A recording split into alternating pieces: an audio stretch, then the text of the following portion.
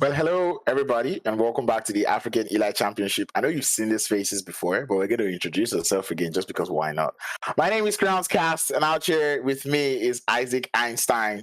I'm Yeah, not going to yeah, ask him how yeah, he's yeah. feeling right now because we pretty much know he's feeling pumped and excited for this next I game of am. the day. We did already run through a whole lot of things, but once again, I'm just going to put it out there. Who are you out here? I'm just going to throw it randomly. Who are you rooting for the first winner chicken dinner of the day, Isaac?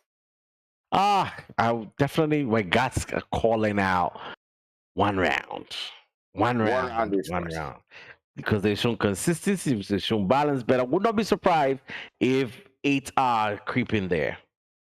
Okay, left to me, I think I'm gonna go with 8R Esports. The Blood Brothers. I think they deserve a winner chicken dinner. No, wait, no, not 8R Esports. The Black Cobras actually is who I've got my mind Oh, on because I feel like they deserve a winner chicken dinner. I mean, they're they haven't currently had in one third yet. place. Yeah, exactly. They're currently in third place. They've been consistent, and I think this Yeah. would just be the game to get them a winner chicken dinner. But anyway, there's only one way to find that out. It is to stay tuned Only with one us as I'm way. gonna send you over to the caster team. It's going to be Enigma and Glazer bots to take it away for us. Take it away, boys. There we go. We are live with our third day for Three Crowns AEC African Elite Championships. Welcome, Glazerwood. Thank you for joining us. Hey, great to be here, man. Good evening, guys, and thank you as well. It's definitely shaping up to be an amazing couple of games tonight. After what we've seen last night, I'm definitely expecting a lot more of that same kind of violence. So, yeah, here we go. Yeah, definitely going to see a lot of violence. We want the teams to load the violence tonight. Yesterday, 4KT was just violence overload. I tried to text them, listen, guys, stop playing with automatic rifles. Start using pistols. That didn't work. But I told them, stop using pistols. Start using piston pants. That didn't work. And then finally, I just told them in the fourth game, just stop doing anything. And it seems like that didn't had gave another team a chance to get a chicken dinner. But beautifully played there by 4KT. Day one, not getting any chicken dinners, having not an off day because they did fairly well, getting top 5 consistently. And then all of a sudden, yesterday, 3 chicken dinners in a row. And there is our schedule for today. Yeah, beautiful schedule. Just like we had last night, starting off in Erangel, then moving over to Miramar, then the woods of Sanhok, and then the last game once again in Erangel. And that's the first three matches last night. We saw Slime 4KT taking the first 3 chicken dinners on those separate matches. Then unfortunately in the last one, not managing to sustain that consistency that they've been playing with in the first 3 matches. But definitely want to see a little more of the Desert Flame guys tonight and more of the other guys in the tournament. Like you said, the Cyclone Esports, the Cyclone Shields, see them come up from below as well and dominate in these matches once again. Being below their usual spots last night and still coming up by that last game. But the Blood Brothers, absolutely surprising in that last one. And just by the edge, pushing over the 1R guys to that top position for the last game after the chicken dinner last night. 100% Blood Brothers in that last game. And as well, you just mentioned Desert Flames Esports. They've been fairly quiet and, they had a lot of bad luck, consistently landing on teams, losing members early. And then came the final game yesterday and they just dominated the match and they just showed exactly who they are to us again. And that was beautiful, as well as Cyclone Shield Esports. We talked about underdogs for a while. And themselves, they've had very bad luck with zones, with third parties, losing members early. And then also yesterday, finally getting that 1 second place position and showing us that they do belong here. So I would love to see a little bit more from them. But it's going to be interesting to see who's going to be our first winner chicken dinner team tonight in Erangel. It's definitely going to be interesting, and I would love to see a bit more of Flacco like we saw him last night, and definitely Escanor. I mean, Escanor just completely blew me away last night with the way that he played, the way that he survived as well when he was the lone player in that one match. Absolutely beautiful play by these guys, and I'd like to see a lot more of that. I'd like to at least spectate some of this where the vehicles are being used as well as they were last night, the smokes being used. I mean, this is obvious that it's going to happen in these games, but I really like seeing that. I enjoy seeing the guys and their gameplay, the way that they use everything around them. And something that you mentioned to me last night as well, the way that they've played these maps over and over again, the way they know them, they understand these maps. They know them better than the neighborhoods they live in. And that's what definitely counts for each and every team that plays in here. And I just want to see some of the guys that are still sitting way at the bottom of the league at least pick up a couple of points and maybe move up a spot or two. But the ones in the top 5 positions, that's where I definitely want to focus tonight and see what 1R and 8R, what those guys are going to be doing. And Slime, I mean, are they going to surprise us with another couple of chicken dinners tonight? Or are we, like the previous guy said, the analyst said, are we going to see the 1R guys pushing through tonight and getting those chicken dinners, getting their own turkey? We might just, because we saw the Blood Brothers where they actually were. And with that one good game, they just shot them up all the way up that leaderboard to top 5. Beautifully done there.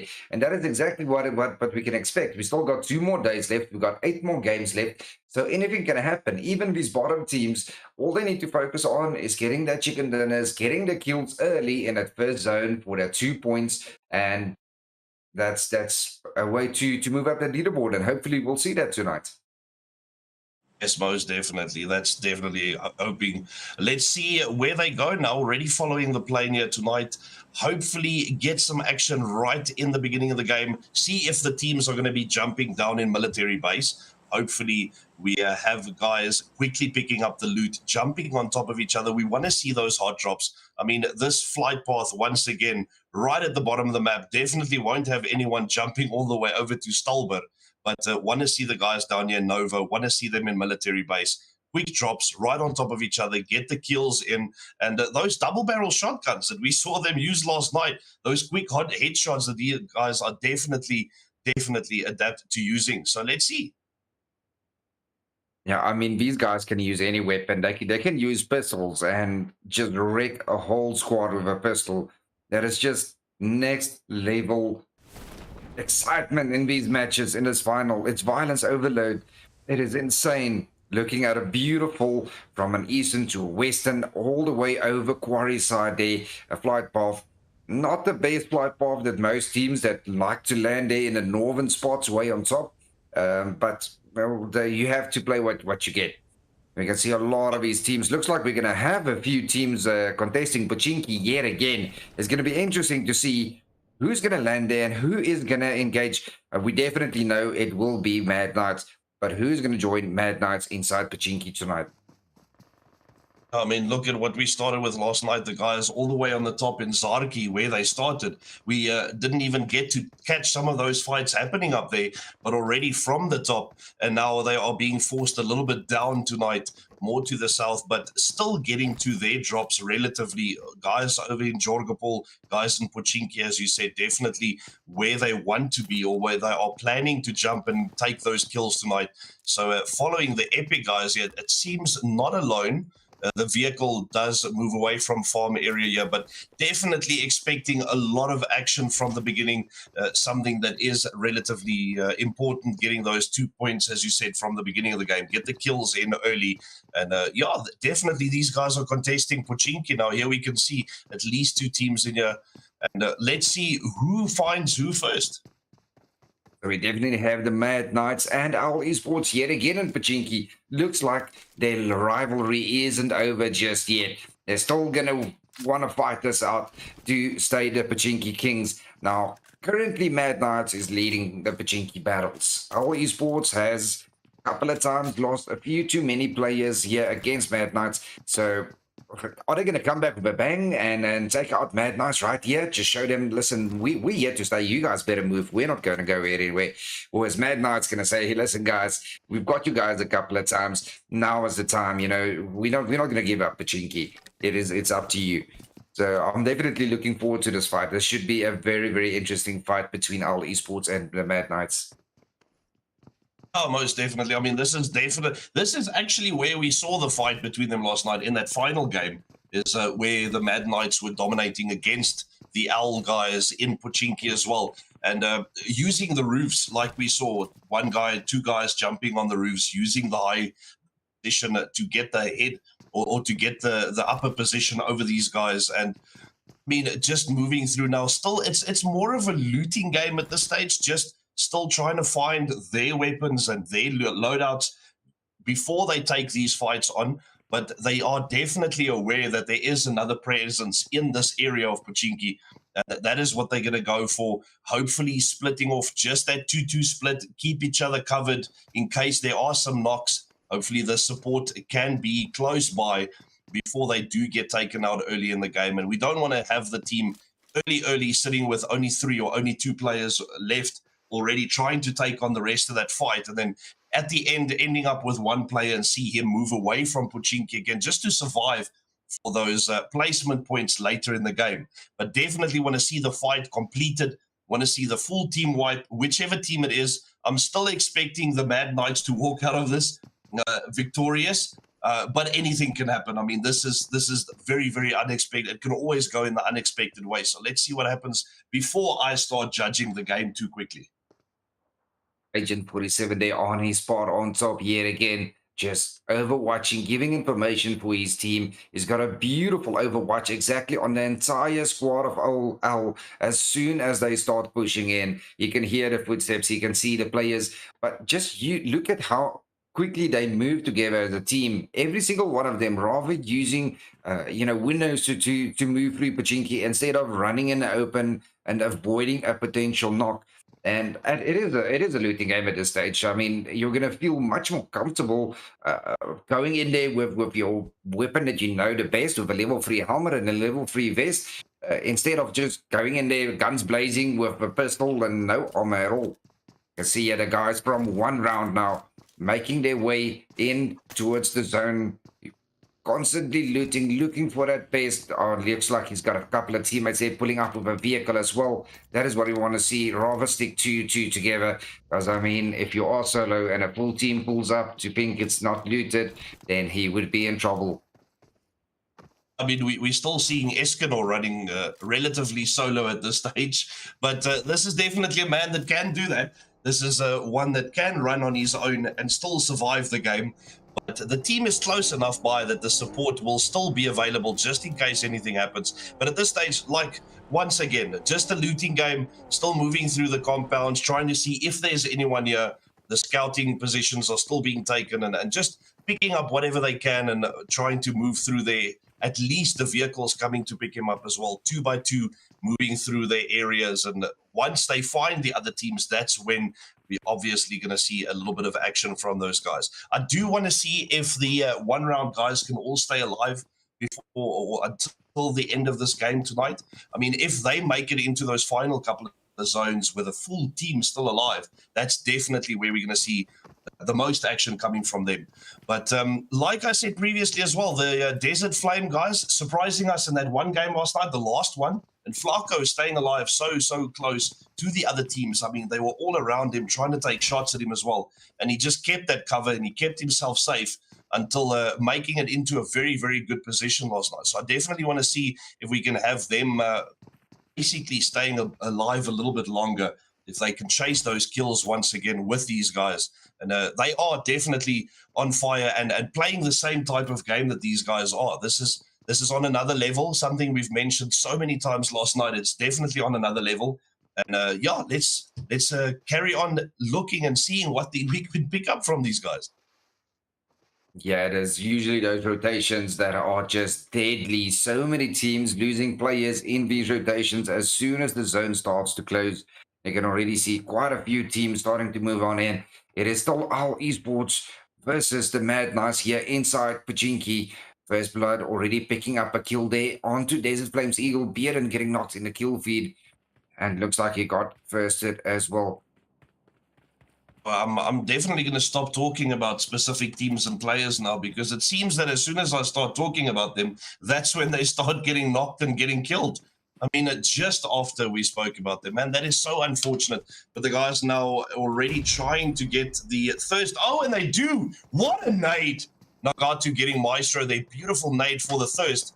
quickly popping in for the survive or the revive on his teammate as well, while the shots are still firing off at the bottom here, both taking a lot of damage and definitely still running around.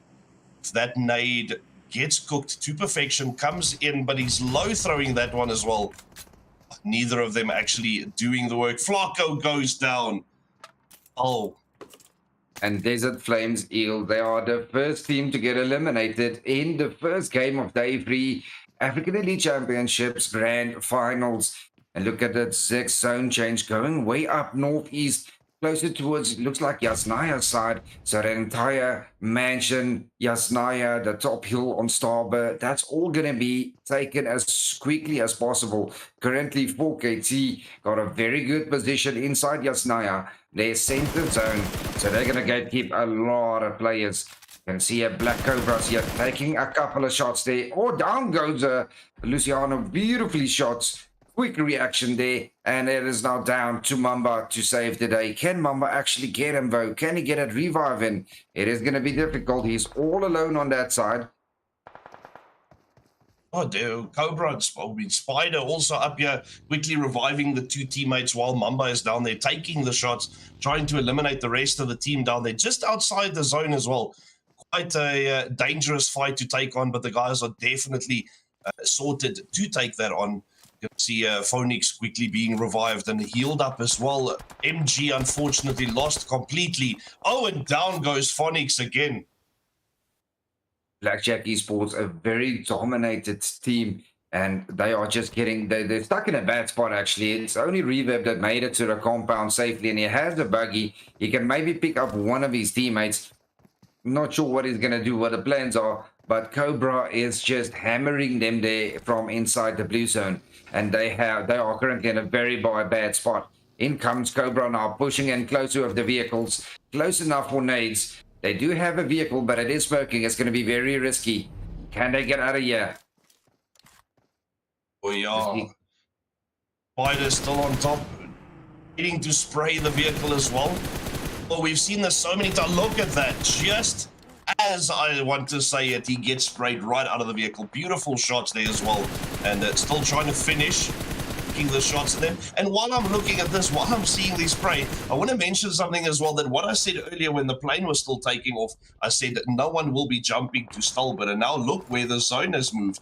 All the way up to Stalbert as well. It's actually insane. I feel like I need to stop talking about things that I don't want to happen, because it looks like then it actually happens. The guys are trying to move out with those vehicles. Like you said, still smoking vehicle, very dangerous and very risky to move around in that, but trying to get out of there. The knocks are still happening on them, and Cobra definitely, and those team dominating BJE at this stage. All Esports and Mad Knight still going at it here. Oh, it's now blood. Oh, what a beautiful nade there from Mataro. Gets down one pyro. Still trying to chuck them in there, just out of reach, the other players, but he does get it. Does get the first with that second or third nade, in fact. Still taking them down. Beautiful by the 8R guys. Taking a knock now, but they are close enough by to get the revive in if they manage to get the time for it. The fight is still happening around them though, so it is a very, very dangerous time. But we saw, I mean, I have seen last night how quickly they revive, how quickly the guys heal up as well. And those nades are just flying through the smallest gaps in the windows. Absolutely beautiful. Will that one be the one that takes it down? Oh, it does! What a nade! Absolutely beautiful, man. Blood Brothers currently on fire here. Taking out, oh, Team FX takes down one as well. He can get it reviving. They did lose Pyro, but it is Sully that's coming in there for the revive. Can Nagato now return with a return nade here? Will this nade be good? That is the wrong window. Oh, and he's on fire. Or he's going to get knocked. Nagato goes down to the flames. He's barbecued. As now all Matro. Can Matro clutch it? Can he get it for his team?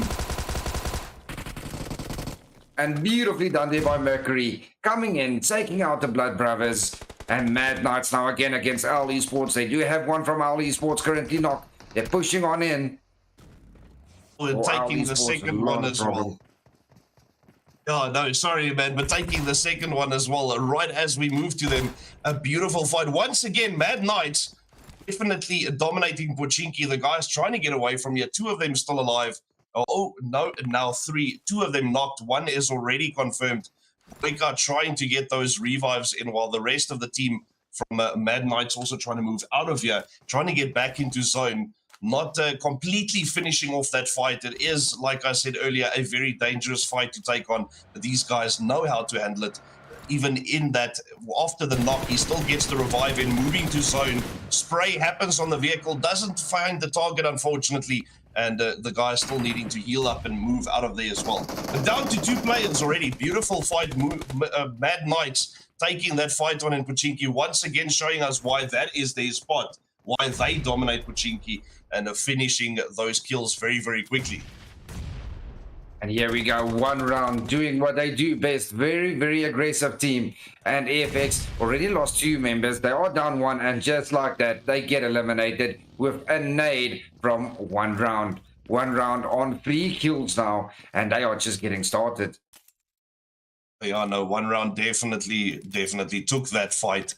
And they wanted those kills. They pushed for them. But the nades that were flying around there, I don't know where they found all those nades, but so many of them flying off there and absolutely beautifully thrown as well. BJE finally going down to the guys here. Well done to Cobra, finding the guys after chasing them for so long on the beach, out of the zone, and finally getting those kills that they wanted. 3 kills out of them. Well done. And Epic now just in front of them as well. Definitely heard the shots that came from this direction. Don't know if they're going to take the fight on yet or just wait for them inside the zone. Wait to take it on a little later. The horse, first time we... Oh, look at that. Mad Knights now taken down by Cobra. Black Cobra is on fire currently in this game. They're going for the kills. They're going for all the points. And currently AFX, Blood Brothers, Blackjack Esports, Desert Flame Esports, and Owl Esports have all been eliminated in this game so far. It happened so quickly. I mean, we couldn't even complete each fight as it happened here. It's so quick when it happens. And Cobra staying on that top spot. Look at that. Agent 47 confirmed by them as well. 6 points already on top of the leaderboard. I mean, they have double the second points place, or the second place's points. Absolutely beautiful play by the Cobra guys tonight. But 1 round definitely still pushing as well. Like we said earlier, before this game started, want to see them, or we are expecting to see them take the chicken tonight. And we will have to see what happens. I mean, at this stage now, Cobra is definitely playing a lot more aggressive than they did last night. And already last night, they had quite aggressive games, but definitely pushing a lot harder tonight to get those kills early in the game, eliminate the other players that can take them on in the final zones, and hopefully still take that chicken dinner as well. OKT doing a very dangerous 2-2 split. I hope this works out. Oh, what a beautiful spray here by Grizzly from Epic Bullet. Getting the knock there onto Team Apex. Well, they push on to Team Apex. Team Apex has a very good heal currently on top there. But they do have 1 knock. They did fight Cobra Esports. But it is... Oh, Team Apex definitely in a lot of trouble. Only 2 left for them. Oh, and Cobra taking down Grizzly as well. Epic taking the shots, taking the knocks. Still being the nades and the smokes being pounded across the hill, trying to create that wall of cover in front of them, make sure they can try and get away from Cobra. And Cobra now not pushing through that smoke either, just also recouping, getting their bearings back together, and maybe taking on the fight later. Apex now 2 players just in front of them, just on the other side of the small hill. And I really want to see if the guys are going to push over. See Luciano aiming for it, just taking a couple of shots over, but Wars in the back as well, definitely aiming in this direction. What's very dangerous, what I see, what Team Apex currently is doing, and I've always told this to my teams as well. You know, sometimes you can't help it. You have to smoke yourself to provide cover if you do not have cover. But you limit your vision completely. You cannot see out of the smoke who is pushing you from where. You've got no 360 visual advantage. That's what I always say. Rather focus and smoke the teams, blind the teams and not yourselves, so that when they come out of the smoke to get a visual or angle, then you already see them doing so.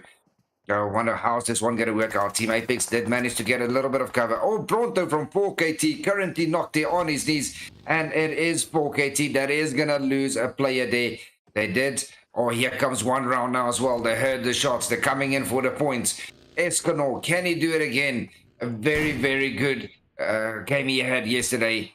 And Cobra has one knocked as well now. It is Black Cobra that now has to go for the revives with Team Apex still alive, 2-2 there in front. And Epic Bullet now providing third cover via there, coming in for the third party and potentially saving Team Apex there.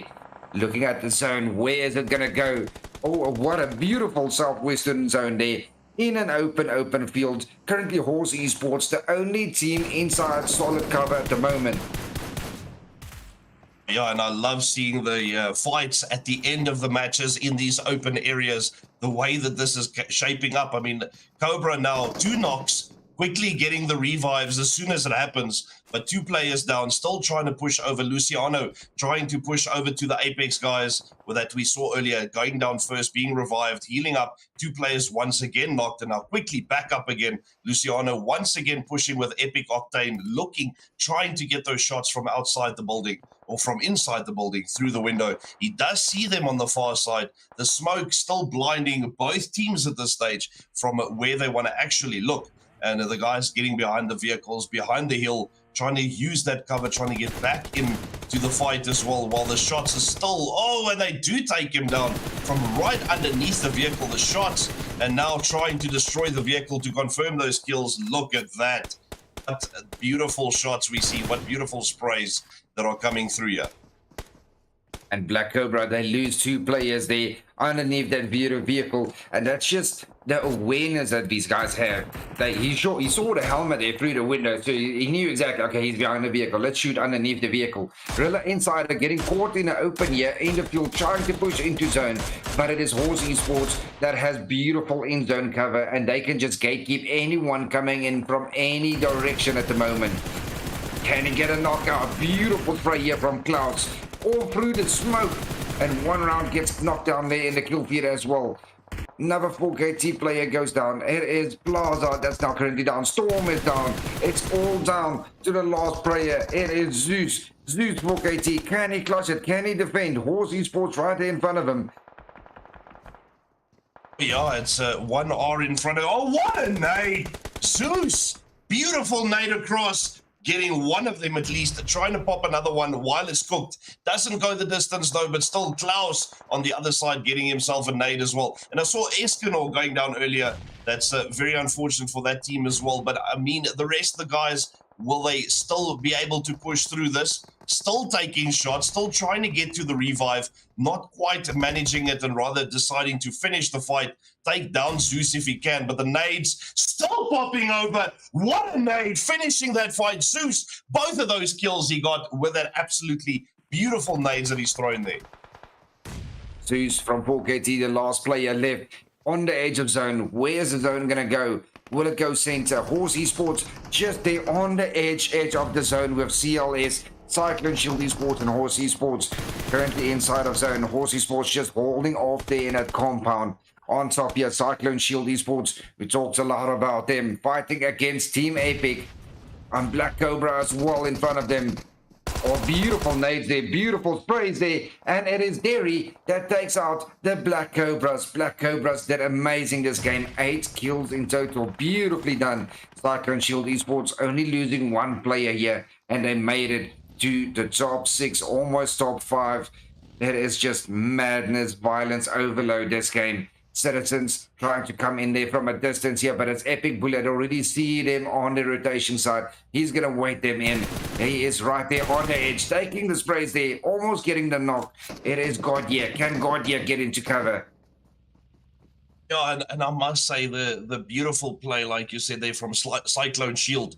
Definitely not what I expected when I first saw them start playing last night in the first couple of games. But as you said, the underdogs, and definitely coming through now, showing us why they were called the underdogs by you, and definitely taking that fight on beautifully. Unfortunately, losing that member, but still a beautiful fight and getting out of that, quickly smoking up for the revive. And Wars and Citizens now. Big fight happening here. in behind them as well. There's Matrix. Now, see the guys coming across the road, just trying to push in past the smoke into this area to take the shots. Third parties from everywhere. Trip taking him down. Oh, and Oz Rebel taking Citizens down as well. What a nade! Beautiful. It is fire and grenades from everywhere. This is just happening. Still 5 teams alive, all on the edge of the zone. No one sitting in the middle, and it's a hard cover that they are trying to find from everywhere. Trip still trying to pop those nades. He knows there's more players in the back, and he's trying to get those knocks in. Still doing damage, though, but not quite managing enough damage to take the knocks here. Just look how beautifully Rilla Insider actually played this. They came from an open field, a very bad angle, and Horse Esports were completely just spraying them, trying to prevent them from coming in. And then Matrix came in there with a flank while they were busy fighting another. Oh, and he does go down to a nade. But he managed to get behind them into zone, giving Trip the opportunity to get that first knock and get into zone as well. And now Horse Esports need to go get into zone. They did get down Matrix, so this will be the opportunity for them to get into that zone and potentially wipe out Rilla Insiders completely. It's still a 3v1 there. Oh, I mean, 3v1, he's in a very difficult position as well. The only way he can go is either into the open field, where he's got the guys from Cyclone Shield Esports looking in that direction. I mean, they are hearing the shots. Still trying to get Epic down here as well. Oh, but he goes down to Melio. And then, like I said, he's got one direction to go on the left, beside the side of the hill. It's too open there. Couple of trees for cover, but not much to do. And then on the other side, moving through the buildings, where he is definitely being kept back by the guys from Oz as well. Now the fight on top of the hill, Cyclone Shield trying to get down and take down Epic so that they can try and move past them or past the position where they are in now to get into zone. The guys peppering them once again with the smokes and the nades. Hopefully something happens here that either one of these teams can at least get back into zone, make it into the final couple of fights here. Taking shots, and look at that. Unfortunately, taking down the last member. Friendly Horse Esports looks like they are very strong. If they can take our Trip right here, then they might just take it. And they do indeed. And I think this might be it. Horse Esports is going to take this game most definitely. They are 3-man team up. They have zone. Oh, and they do take down Klaus. Oh, and Klaus gets confirmed as well by Zeus. Zeus might just clutch it all on his own. There's only now a 1v2v1. Or 2v2v1. That's going to be interesting. Yeah. Very, very tight at this stage. And I mean, those two teams on top of the hill definitely fighting with each other. They saw where the shots were coming from, definitely heard the vehicle traveling towards them, but still concentrating on the fight in the front here. See the nades popping over towards Zeus, going past him though, and they don't even damage him a little bit there to at least see kind of where his position is. And now him sneaking up on the back of them. And Horse still at the bottom as well, trying to sneak up and get these last couple of kills. It's definitely still, I mean, this is not the teams that I expected to see in the final zone, not the final 3 teams. I was kind of expecting, I mean, after, oh, what a nade! I was expecting a little bit of a slime 4KT, definitely after the games that we saw from them last night. But Epic definitely pushing through. 7 kills for the team. Horse on 5 kills as well. Absolutely beautiful game these guys are having. And if they could stay with all 3 of the members at the end of this game, they might have pushed up the hill and gotten the kills on Epic to take down this final fight. But now down to 1 player after Slime taking down 1, Zeus taking down the 1 in that third party as he tried to run up the hill. And now with Epic taking down the second one as well in that team that was still alive, down to 1. And the biggest team at this stage, 7 kills for the team, Epic Bullet, 7 kills, 2 players left up against 1 and 1 from 4KT and from Oz.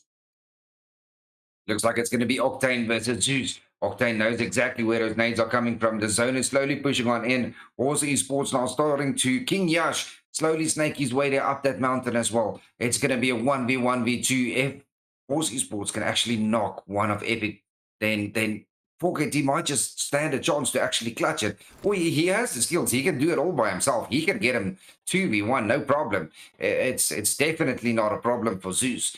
It's going to be interesting to see who's going to get this first knock. We've got 3 teams remaining. Horse Esports, 4KT, and Team Epic. And Zeus once again pulling that nade to try and cook it. He's definitely looking in the direction of Octane, trying to just cook it and chuck it across there. Will it be good? Oh, it does damage. Definitely knows the position now, but just at the angle that he can't shoot over the hill or can't hit the bullets on Octane. But definitely Octane trying to crawl back, trying to get behind a little bit more cover from where he was. And Zeus still trying to push up and not expose himself, not crawling too far, but the zone closing in on them as well, just trying to push them in. Oh, and he does take down Octane, trying to quickly confirm that kill. That is a beautiful play there by Zeus once again, trying to get the nade now in on Melio. He get it this time. Oh, what a nade. Oh, Bandits down. Horse Esports, he completely misjudged where the last player is. Horse Esports completely waiting to the perfect opportunity. Just not making a sound, not throwing his nades, not making noise, not getting the teams to focus on him. And he made it closer and closer and closer to them until he spotted him. And as soon as Zeus got up, that is it. Horse Esports take it. We have 6 kills in total, 1,195 damage, pushing them a little bit more up over rank to 14. Total points of 41 standing. I mean, there was nothing wrong with that play at the end there. He definitely waited.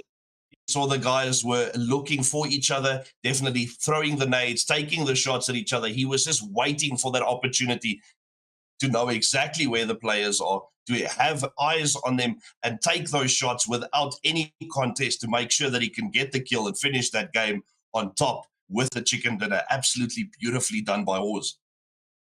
Horse Esports played that very well. They stayed in that compound for the majority of the zone, so they got very lucky on the zone shifts and gatekeeping so many players, and it pulled off for him in the end. I mean, there he was all alone. He had 2 players right there in front of him. He had 4KT there on the side of him, and he just waited until that perfect opportunity to clutch it for his team for another 10 points on top of his kill points. No, definitely well deserved to Horse Esports.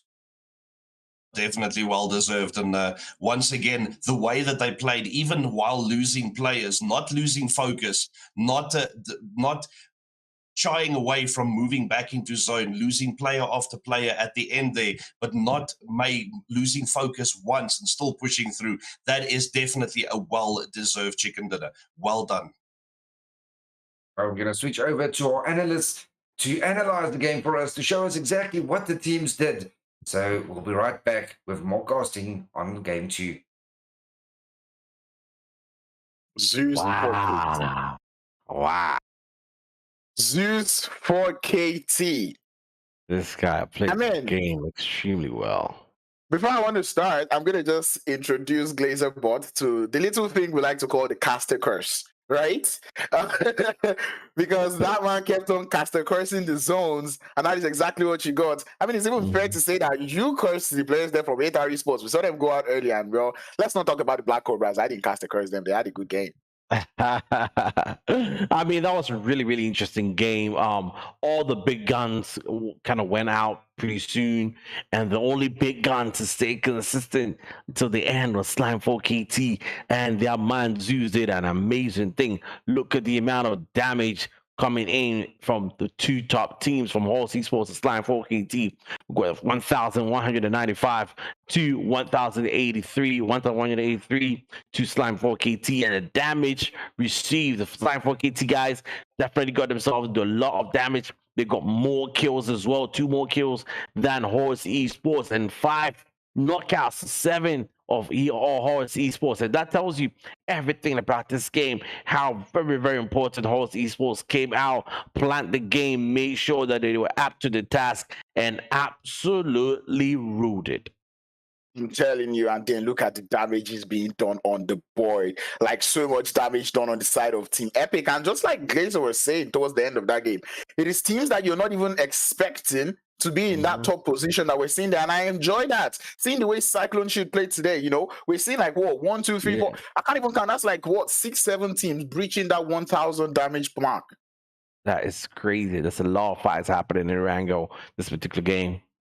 I'm telling you, and like, seeing Horsey Sports making it up to that top 3 position, Epic Bullets, the players there from Cyclone Shield, Relay Insiders. These are teams that we've been calling for days, saying, where are you guys? We want to see you guys up. And I'm going to say, Horsey Sports, the fact that they did not have any hot drop, that is definitely something that gave them these good performances, right? Because if you keep having those hot drops and you're not surviving in like straight up the bat from landing, there's no way that you're actually going to, have a good game. Absolutely, and to talk about the MVP of the game, everybody's calling him in the chat, Zeus Madness, Zeus this, Zeus OP, Zeus whatever. This is a Zeus for KT coming in with a whopping 8 kills and 1,056 damage.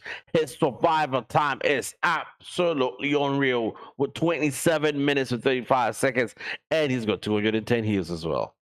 Then it just goes to say something, right? You kind of look at the survival time, and you're like, these players are actually going through a whole lot of mental stuff, right? I mean, you spend 27 minutes in a game trying not to die. That is actually insane. And then, like, look at the list of the top players in the lobby. We have one round esports, a new player, their support player, Knight, now being the one coming up on the top of the leaderboards out here. And then I like the fact that we're seeing new faces here on these, top players, they're top MVPs of the game, seeing EFX Mercury out here, a player from EFX. I was talking about them just before the game started. I'm like, come on, EFX, we need to see you guys put up a good performance. I'm even glad I'm seeing you out there, in 9th position. And this is actually good to see them having players making it up to this top players list. That's actually insane. But Zeus, the team had 8 kills, and he has 8 kills. This is a carry and a half. He carried everybody, to be honest, because Zeus was on point. His play was on point. His predictions were on point. And what really interested me was the way he was able to fish out the last 2 players. I think it was from Epic or something like that. It was from Epic. Yeah. I was able to fish them out. He assumed 2 trees and he go one on one tree and he just knew the other one would automatically be on the other tree. That is brilliance at its best there. I tell you, and the mental game that goes, the mentality actually that goes into this game is actually something that is very crazy, And like, I actually really want to see how these teams maneuvered, right? Starting from Horsey Sport and even particularly Slime, especially in those little end of the circle, right? And then there were like so many players out here that I saw that I wish that, I could actually just analyze, like Cyclone Shield, the fight against the Epic Bullet. That was a fight that got me paying because, Cyclone Shield were out there, going into that fight, leading up, but, not quite finishing that up. But Horsey Sports deciding to change up their landing spots, this time going over to the ferry player where they know it's pretty much empty. And you can just see them, that's just the point, right? I know that everybody wants that early 2 points, kill. But fun fact, actually, nobody got that in this game. Wow, and it's quite interesting that nobody actually got that, and they just split and tried to cover a lot of terrains, and unusually they went right in the middle of everything, and somehow they survived. They played it really well, and Zeus was on fire, and Zeus made sure that they got the winner chicken dinner. Exactly, and this position being held by Horsey Sports in Zone 2, right? This is where it starts to get tricky because they're out there on the outskirts, the open fields, just outside of Yasnaya, those buildings that are just there, right? And we saw them defend that building against about 2 teams, that is, the Apex outside, even though Apex got handled by another team. But I mean, they got pushed by the players there from, from Relay Insider. They got pushed at a time again by Citizens, which is going to come up on the map, very, very soon, right? I mean, you just see them, them being in that compound was very, very paramount to their position. And here is what I was talking about. This is where they started getting pushed by different teams. You see Slime coming into the vicinity. You see the players there from Relay Insider coming into the vicinity. This was where Citizens came in. And you can just see Horse holding up that defense against, 2 teams. Being able to defend yourself against 2 teams like the Citizens and Relay Insider takes a whole lot of guts and gun skills. And look at this place. You see this crumble and you think, okay, it's over for Horsey Sports. But no, they were able to send out 1 player outside of that compound, and then they were able to handle things out there in that final circle. And it just boiled down to, who was able to snake it down the most. And that player from Horsey Sports, knowing the perfect time to keep quiet, knowing when not to shoot. And you could just see the strategies coming out from that player, He was able to pull off his backpack in order to, minimize his visuality so that, so many players won't be able to see him. And that was just excellence from Horsey Sports. That was tactical brilliance at his best there, because if you can look at the way he crawled himself, hit right when he needed to, composure was just absolutely on top of his game. This guy knew exactly how to wait for the right moment to shoot. Exactly. Not the most of Q points or elimination points, but I mean 16 points on the board. They definitely good. need that one, right? Slime for in second place with 14 points. And this would be like, pretty much maybe like the first time we're not seeing so many. I mean, other than, Atar and Black Cobra, who we see many of the time. I mean, they're not even falling when it comes to, consistency actually in the games. But, we're seeing one round. This is the first time we'll see one round this low on the match ranking, 8th place. What happened? 8th place. Wow, one round, really, really disappointing there, coming in from there, because they were attempting to really, really do a lot of great things in this particular matchup, but they did a lot of mistakes there. The way they pushed, they got absolutely destroyed. But I think by Zeus, there was somebody throwing a nade at them, and he completely wiped that team with that nade. They played out really, really bad, and that kind of affected them, and that is where they are. Yeah, one thing that I wanted to see really in this game was the amount of throwables used, and that is 23. That is more than we have seen coming into the tournament today. And I say this because I really saw the teams play. Like the teams played today, like this first game, like there was nothing like 2 points in the first zone. Everyone played it so tactically. So many smokes were used. And not even so many smokes.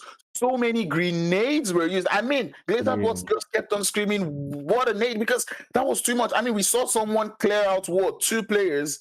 Zeus cleared out 2 players with a grenade. We saw another player take out 2 players again. I think it was even Zeus. Zeus took out 4 people Zeus was the guy with a grenade. 1 against 1 round and 1 against the players from Epic.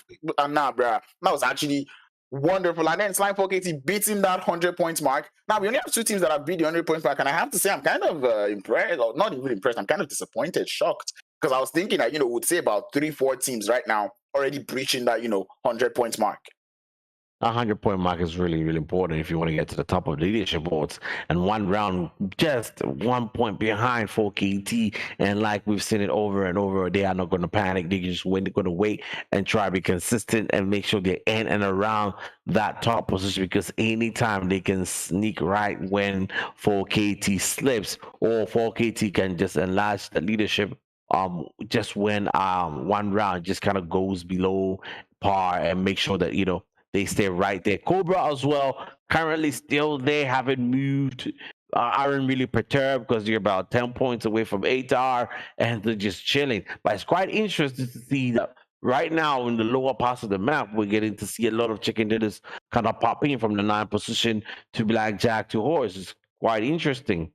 Yeah, 2 things that actually call my name on that bottom side of the leaderboards is the fact that, even despite the win, Horace Sports were still in 14th place. They only jumped up 1 position, right? And another thing that is, boggling me is this little decline and downslide we're seeing from Blackjack Esports. They've pretty much been dropping from the leaderboards after day 1, right? And this is what I was saying coming in at the end of yesterday, that, many of the teams that find themselves on the other side of the leaderboards, they actually need a pop-off game in order to make it to the other side, because every other team that is out there on that left-hand side of the leaderboards on the top 9, they're not here to play. They're not kidding around, right? So in order to make sure you want to pass these guys, you need a pop-off game. And Horace Sports, a pop-off game is going to mean more than a chicken dinner with 6 kills. You need as many kills as possible. So that being said, if many of these teams were paying attention in this game, once you see that many of those big guns are not getting those early kills, are not going for those 2 points kills in the first 2 zones, that means that is the time for you to actually try to make use of that advantage, because if the big guns are not doing it, you might as well try to do it so you can get those pop-up games. You need at least 12 points before the end of zone 2. Yeah, at least 12 points before the end of those, because it's very important that they try and get those kills to try and get in. But you also need consistency on the maps as well, because you can add placement points to try and get you up. So they have to get a target. They got to set a target kills that they want to get in the game, and then they'll probably want to look for placement points in addition to that. That tactically can just pretty much blow everybody out of the waters. Anyway, that was Erangel in a nutshell. We'll be heading on to a break now before we come back for more AEC final actions. Don't go anywhere.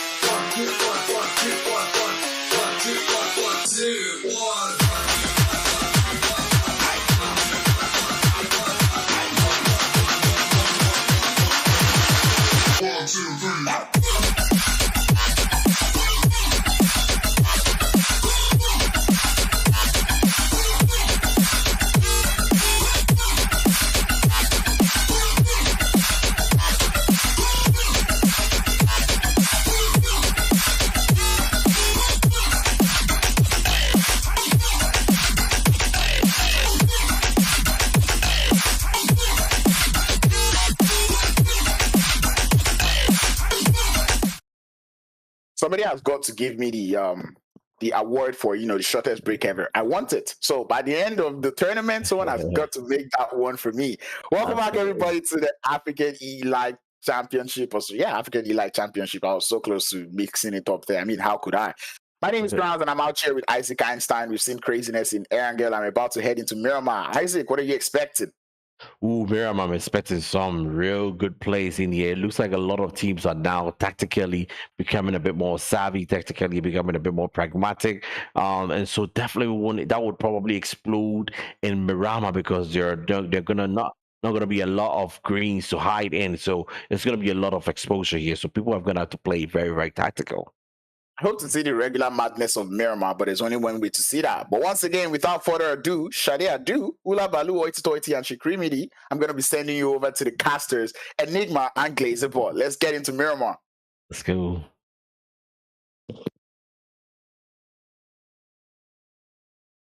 And there we go. Glazebot's mic is still on mute. We are back with our second match tonight. So first winner chicken dinner for match 1 Erangel was Horse Esports. Second match upcoming is Miramar. And we're going to start off with a lot of action. Miramar never disappoints. As big as the map is, there is always action. And those rotations are deadly on those hills. It is not easy driving motorcycles and buggies there currently on that hills. But without further ado, what do you think, Glazebot? Who do you think who's going to stand out a little bit here on this Miramar match? And at this stage, I'm so afraid to call anyone out for standing out in a certain match, because as soon as I start speaking about people, then they go down. It feels so horrible right now. But in Miramar, yes, definitely the same as we had last night, the open areas, the sniper shots, and then eventually when they start pushing up to each other, I mean, it happens so quickly. You don't expect another team to push up on you so quickly in such open areas. But they do. They use the vehicles so quickly, driving right past each other over the hills and getting on top of the other team and completely destroying each other. I think in this match, we might have a surprise from 4KT. I'm expecting that, edging up into that first place once again by 1 point. I mean, look at that. The top 5 teams, I mean, what we have right now, the Slime 4KT guys, 111 points, just edging into that first place, 110 points for second place for 1 round. I mean, just moving up and down 1 space respectively tonight after the games from last night. And then Cobra in third place, they're 93 points. A little bit more of a difference, but absolutely beautiful games nonetheless. And I'm definitely expecting another surprise from the 4KT guys tonight. So let's get into it. Let's see where they jump, where the fights are going to happen. Hopefully some awesome hot drops, big areas, big open areas that we see the fights, but also between the buildings. Definitely want to see those nades popping off like they did in the previous match. Yeah, it's absolute violence overload. I love it. It is amazing. 16 teams made it into the lobby there, and we've got a beautiful southern northern zone all the way up to La Cabrera. So this is exactly what the teams want on this big map. I almost feel like there's more buildings and more cover in this big map. Yet somehow the teams always manage to run into one another. I think it's probably because they all know this map so good. They know what is the high points, they know what is the best positions, and everyone is just going for that position that they know about, and they just run into the other teams that's also contesting for that same position. There's so many spaces that you will see there's absolutely no team, but yeah, there will be three teams fighting over a high hill right there inside the zone. So this is going to be crazy. Will we see a few sniping shots now today? We haven't had a lot of amazing sniping shots in the previous two games. I'm definitely hoping to see more snipers pull up here in this Miramar match. I'm most definitely waiting and expecting to see more sniper shots in these open areas. But it's funny the way you say that, you see the teams not in the same areas, but suddenly getting so close to each other in this. You're expecting this to be a much more open area, a map, and too open for them to actually move on top of each other. But before you see it, the cover is in such a weird way. There is more cover because of all the crevices and all the hills. Even though it looks so open from far away, you still get a team crawling up. Well, not really crawling, but pushing up on you so quickly from behind these hills and inside the ditches that you don't expect them to get there as quickly as they do. And already we have the guys from Epic taking a kill there on Grizzly, unfortunately going down very, very early in the game. And that is 2 extra points for Cyclone Shield Esports. They're definitely going to be happy about that early kill. Two teams that have done very, very good in this last couple of matches. Well, not really in the first day. The first day they had a very bad luck with zones and placements. And over here we got a Black Cobras versus the Desert Flame Esports 6 card, just waiting for Spider to show his face around that corner. Can they wipe them out here? Or just barely running past Spider there. He does have a teammate on top. Can Desert Flame Esports bounce back here with an amazing game? They went out super early in game one. They need to bounce back. They need those points. They are just barely holding on to fifth place on the leaderboard. I'm sure they want to move up a little bit. And it is Maestro there with the DBS. How many times have we not seen the shotguns being used in these close encounters? This is going to be madness. Oh, most definitely the DBS as well as the S12K, especially there on Sanhok last night. But Flaco inside that building, I saw them the first time they were spectating on Flaco himself, just standing there very patiently, waiting inside the building, waiting to hear exactly where those footsteps are, where they are coming from. And just as I speak about it, you see what I mean about this. Flaco going down to an absolutely beautiful nade from Cobra. I can't talk about these players anymore. This feels so horribly bad. And already taking a second player down. Cobra Spider taking down 6 guard. Flaco also down. But Biden taking down one of theirs as well. Luciano going down, getting confirmed. A bit of a retaliation there, bit of revenge getting taken by Desert Flame. And Flaco close enough to his teammate to be revived. Hopefully they can get that in and get a couple more kills before the end of this match. But the guys are pushing to confirm Flaco as well before his teammate can get there, before Maestro can get there for the revive. And Maestro looking in that direction, not seeing them yet, but he definitely will want to take the revenge for his taken down teammates. Unfortunately, Desert Flames, they're losing another player. 6 card and Flaco both down to Bieran and Maestro. They can still clutch this though. They have the gun skills. It's two very, very OP players that you shouldn't misjudge. But it is Team Epic that is currently, or Cobra, my bad, Cobra, that is still up 3 players. So it's a 3v2 at this moment. And it's still anyone's game here in San Martin. They're all outside of zone though. So they either need to go for the kills or get to the zone. But they do. Cobra picked up 2 points there. Actually, 4 points. It's called the third zone. So they picked up 4 points here. And Desert Flames Esports, they picked up 2 points with that 1 kill. looking up at Mamba now. He's seeing Mamba run out there. Maestro using the roof, lying down behind the small little wall here, trying to see the other players, just using the area, still trying to find the bullets and find his ground, in fact, to try and take these kills, take the revenge from his teammates getting taken down early.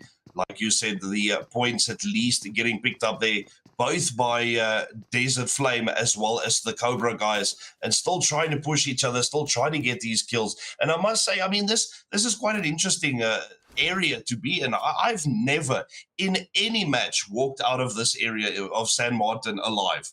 So the fact that these teams can actually walk out of your life, one of these teams will be walking out of your life, and that is the amazing fact for me, because I have never myself been able to do that. So definitely expecting a lot more between those two teams there, a lot more action, a lot more nades if they can find them in those areas. A little bit spread out at the moment, but they will definitely be gunning for each other to finish that fight off and be the team that walks out of their life. Will it be the 2 guys or the 3 guys in opposite teams? You know, will it be Desert Flame or will it be the Cobra guys that walk out of there? And will they lose any more members before they walk out of there? That's the big thing. Oh, beautiful spray here from Isoka, getting down one of the Apex players, and he was currently all alone there inside then San Martin with no backup at all.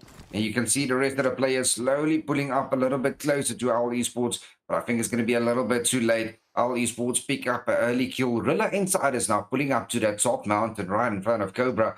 They're coming in for the third party, just overwatching every team here inside San Martin. Going to be interesting. Can they get a knock or two from the top side? You can already see Coco there in the distance, but it is still Harmony and Cobra left. Yeah, on Team Black Cobra, Bearden and Maestro falling back a little bit. Oh, but he does get knocked down. Beautiful spray there. They had an idea. They had the cover. They had the angles, and they do take down another Temper member.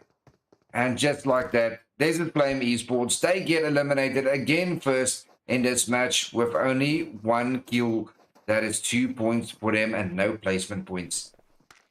And it's very interesting to see the Rilla Insiders on top of the hill. I mean, it's last night that we spoke about this. These two teams always seem to run into each other as well. Whatever match they play, whatever map it is on this tournament, they always seem to be very, very close to each other, the Rilla Insiders and the guys from Desert Flame. And it's so many teams now still outside of the zone. But the citizens on top there, 4KT still moving in. Man, it is so much action also happening just on the edge of the zone. Guys on top of each other everywhere. It's definitely shaping up to be a brilliant match here on Miramar tonight. Still expecting those sniper shots, still waiting for them to actually happen.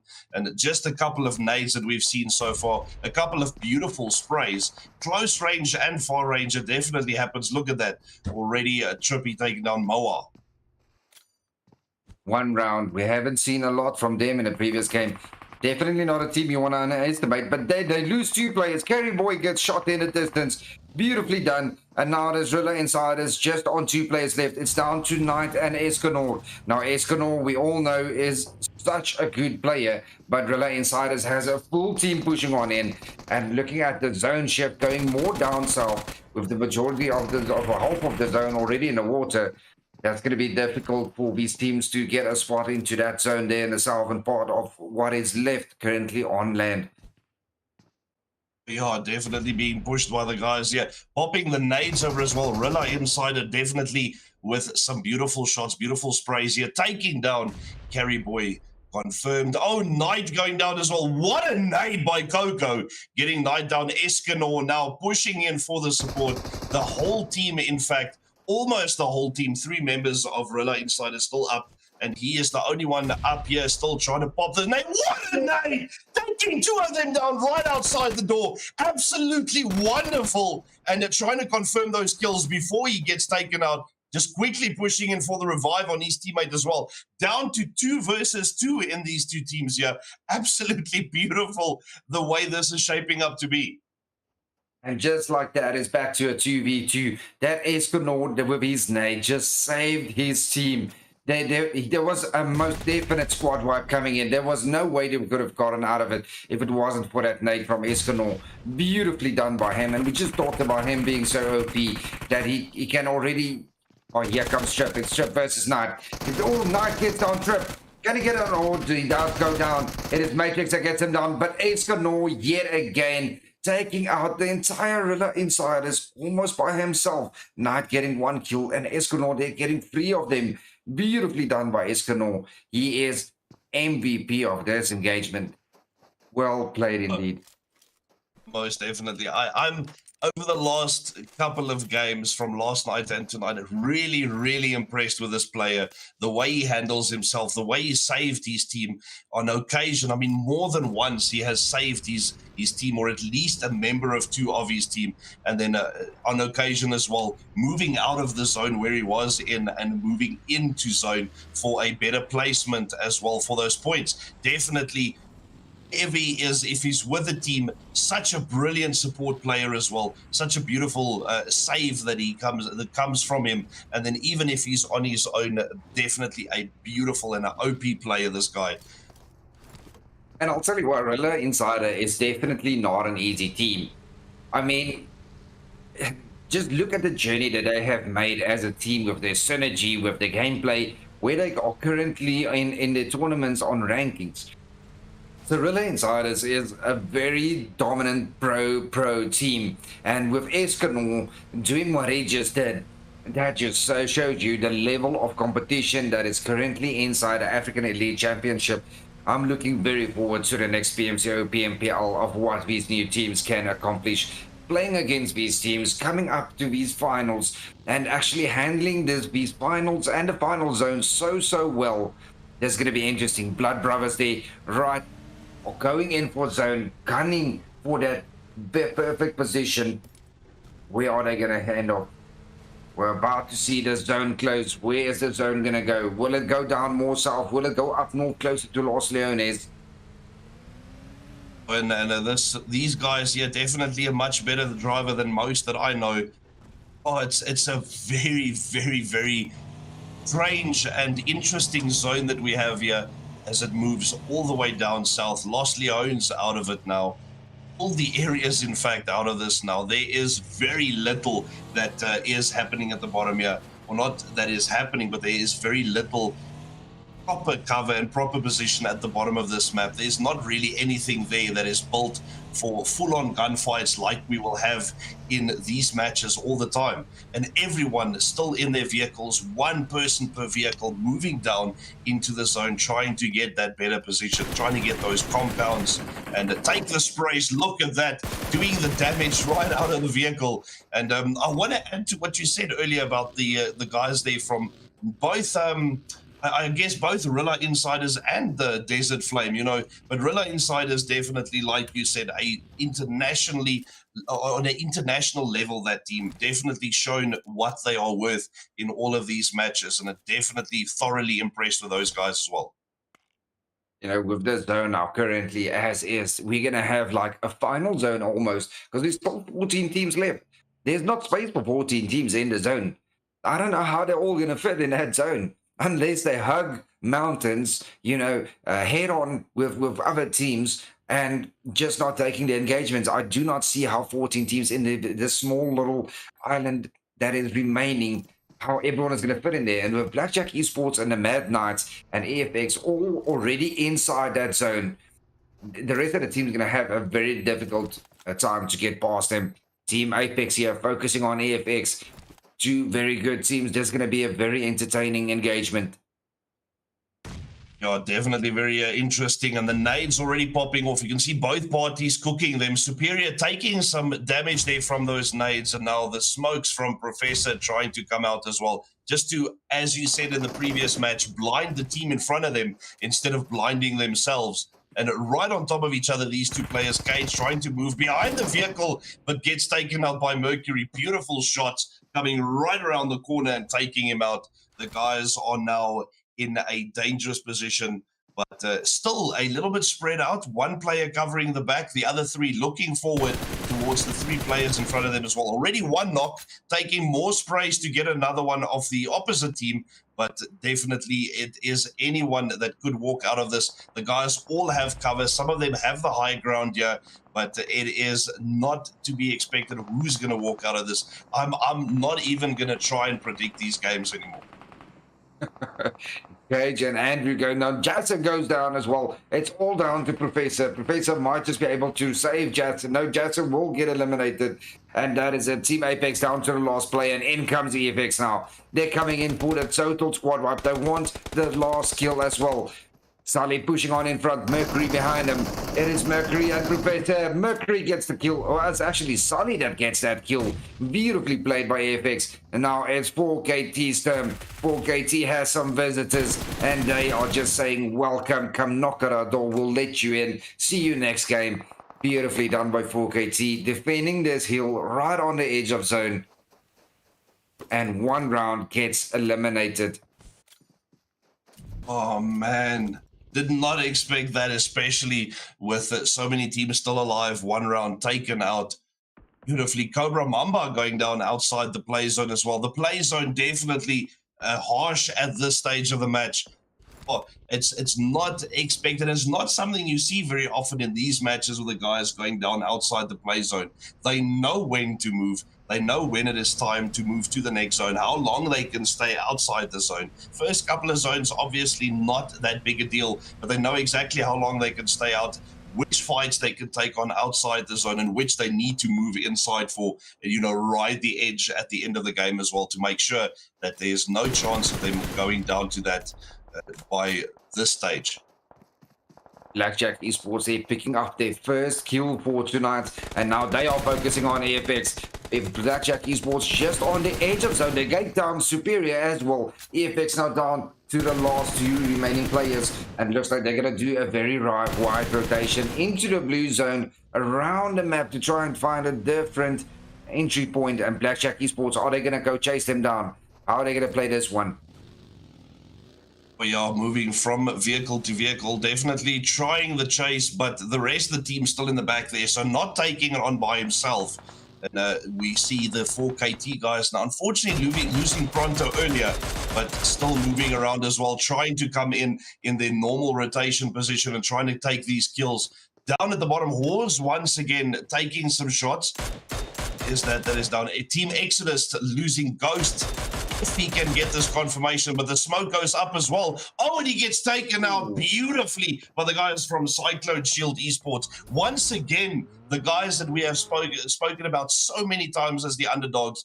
Beautiful shots from really, really far away, taking him down right on top of the hill. And that's something that usually you would say the guys on top of the hill have the advantage. The high ground is there, but still these guys, even that previous fight that we saw, they came from below the hill and absolutely destroyed the team on the top of it.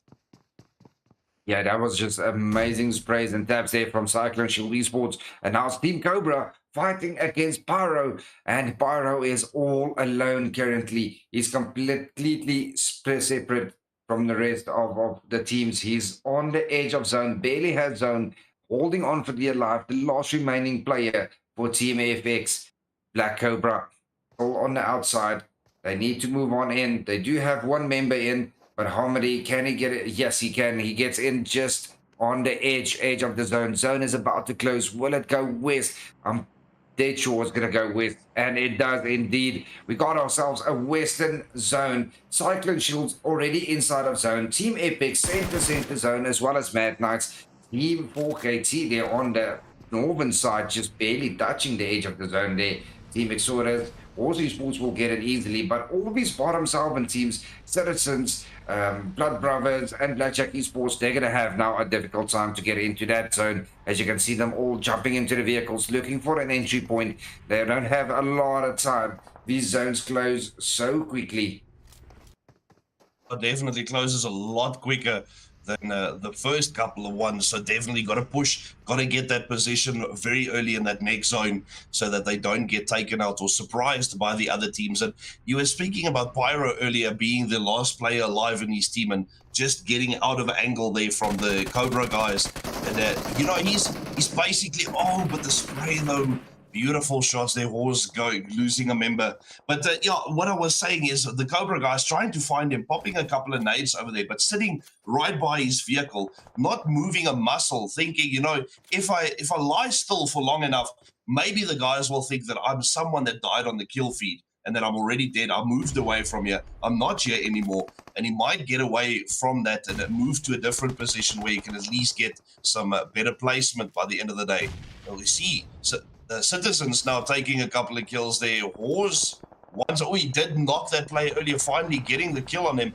And once again, Cyclone Shield taking more knocks and kills on their side. Citizens got here, currently knocked here, while the rest of them focus on getting into zone there. Oh, they got Blackjack Esports just off in the distance there. Can they get Invo? They still got MG back up, Last Hope and Reverb. Phoenix currently not. And BJ 4KT doing what he does best, the beast himself, just spraying underneath that vehicle through the smoke. He found a hit marker, he knows where to shoot. In comes the rest of the team. See the one player there, Storm, just driving around, finding the people with the vehicle, and just like that, Cobra gets eliminated through the smokes. 4 kills on the board, but 4KT picking up more kills. Sure, what a upset, what a surprise. In fact, the guys moving up, we just saw Blackjack's Esports on top of the log there, taken down now just by the guys from Blood Brothers. And up on the hill, still the spray, the reflexes, something that I mentioned last night as well. From the time that the one teammate gets knocked out, turning around and cover fire on his teammate or on the player that took out his teammate, gets him down through the window. Beautiful shots. Up and down the hill, both ways. The sprays are just insane. The recoil control that these guys have as well. Doesn't matter if they're shooting with an M4 or an AKM, they control these weapons so well. They know how to handle it exactly. Horse going down there to 8R as well. Beautiful shots. So the Mad Knights pushing around that side. Mad Knights still holding on the outside of zone, that compound, for as long as they can, but they don't have a lot of time. You got about 10 seconds for them to get into zone. There's no space for them at all. So I think they're just focusing on kills at the moment. It's going to be so difficult to get into the zone with 8 teams remaining. So focus on the kill points, get as much kill points as you can, hold on as long as you can, and then go in for that zone. Blackjack Esports getting sprayed, still here by King Mammon. Oh, can he get him down actually? Can Blackjack Esports get in? They're all running on their feet. No one has vehicles at the moment left. Yeah, and they're definitely trying to push for that, running across the hill, trying to get into that zone. If it doesn't move faster than them, they have a chance of getting in, but there are so many teams in front of them. I mean, 7 teams still alive in this area of the zone. 6 now, just taken out. Zeus once again with the nades, popping them off, taking those kills very quickly. But Beast and the guys here, Mad Knights, trying to run into the zone, taking shots from 4KT still on the opposite side. And they just make it to the edge there. Hopefully they have enough cover as Team Exodus also taking some knocks now in the back. Look at that, just like that. In a couple of seconds, with the rotation trying to get into the zone, 2 teams have been eliminated. And Slime, 4KT is just breaking up the kills there from inside the zone. They've got a beautiful edge. They're playing as cover, using it, just waiting and gatekeeping anyone that's coming into eye contact or eyesight, and just taking everyone out. But Cyclone Shield Esports just looking very good, still on the high ground there, in solid cover. And 4KT, they are just gatekeeping everyone there. Plaza now just on the outside of zone. Yeah, 4KT definitely owning this once again. This is the type of game that I notice we see more than often from these guys at 4KT. Is they come from where you don't see them. They are very quiet in the beginning of the game. They don't push for the kills right from the beginning. I'm sure they will if they land close enough to another team, but their jump positions obviously all on their own. They are very quiet in the beginning of the game, and then right here, when it gets close to the end, you see them just coming in, taking those kills so quickly, pushing to make sure whatever knock they have, they shoot in that direction. They try to confirm those kills before the reses get picked up, because like we said last night, Oh, and look at that. Cyclone Shields just took out 4KT. Cyclone Shields are back in it. They are here to show them all. They still got a beautiful compound there on top. They got the final zone. They might just go all the way this time. That is exactly what I'm talking about. As soon as I'm speaking of a team, man, 4KT had it there. They were doing so well, but the position they were in, those guys, obviously Cyclone Shield just had the upper hand on them. Now taking down the Mad Knights as well, pushing right up on them, quick around the corner, taking the knocks and trying to push for those kills, making sure they get them all out before there's any chance of them picking each other up and returning fire on these guys. Pushing hard, putting the pressure on them, trying to get them to make the mistakes that they need to push for these kills to be finished. And Agent 47 going down. Beautiful shots here. Oh, the guys are down to one. Just the beast that is left. And Roach and the guys pushing up on it, trying to get over that hill. Just peek over and try and see where he is. If they get eyes on that player, they are going to take him down so quickly. Currently, Danny Brown, the only player gatekeeping the entire Blood Brothers team, and they know exactly where he is. Oh, it's all Blood Brothers versus Cyclone Shield Esports at the moment. The Beast trying to get a revive in way off in the distance, but it is now Blood Brothers versus Danny Brown and Manny YT. As they got a beautiful 2-2 split. Oh, and King Gammon does get taken down. It is all now Blood Brothers rushing on in. Danny Brown, he gets firsted. It's a 3v3. Manny YT gets taken down. It's now all Derry and Roach, the last two teams remaining. Cyclone Shield Esports, they get one knock. It's all Derry. And Derry gets the Anagato as well. It's all Derry. Can Derry go all the way? Can he clutch it? So close to the end of this. Like you see here, two players down in front of him, or one player down in front of him, trying to get the revive in. And the player there that is free doesn't have anyone to revive, still pushing while the guys are trying to get the revive in, taking the shots on the knock player, but the up one puts around, takes the shots. Beautiful win for 8R once again. Did I see that correctly? Beautiful win for the guys. Absolutely wonderful game.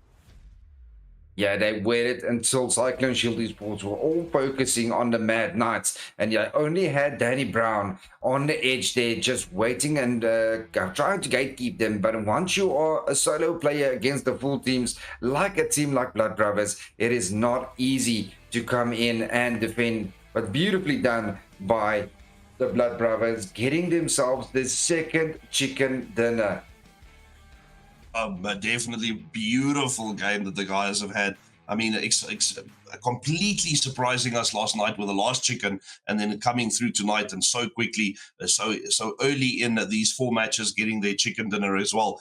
But yeah, definitely an upset. I was expecting a lot more from the 4KT guys at the end. They did push so well, coming from nowhere and just completely dominating the area they were in, and then trying to move and somehow mistakenly going down to the other teams. But a beautiful game for all these players nonetheless. Look at that, 8R, 15 eliminations, 1,981 damage in this game.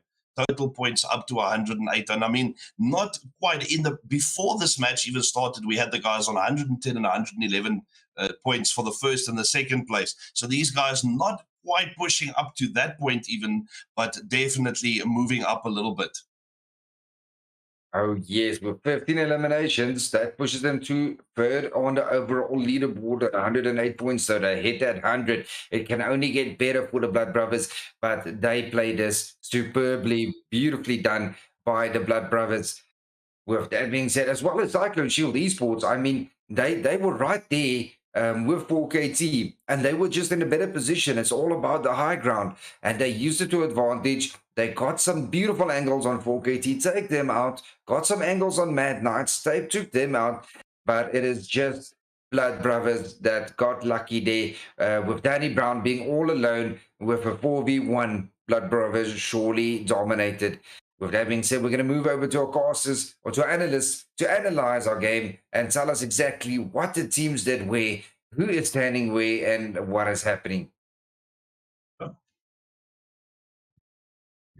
Now, I want you to see you guys spam the purple hearts in the chat because Cyclone Shield is back, baby.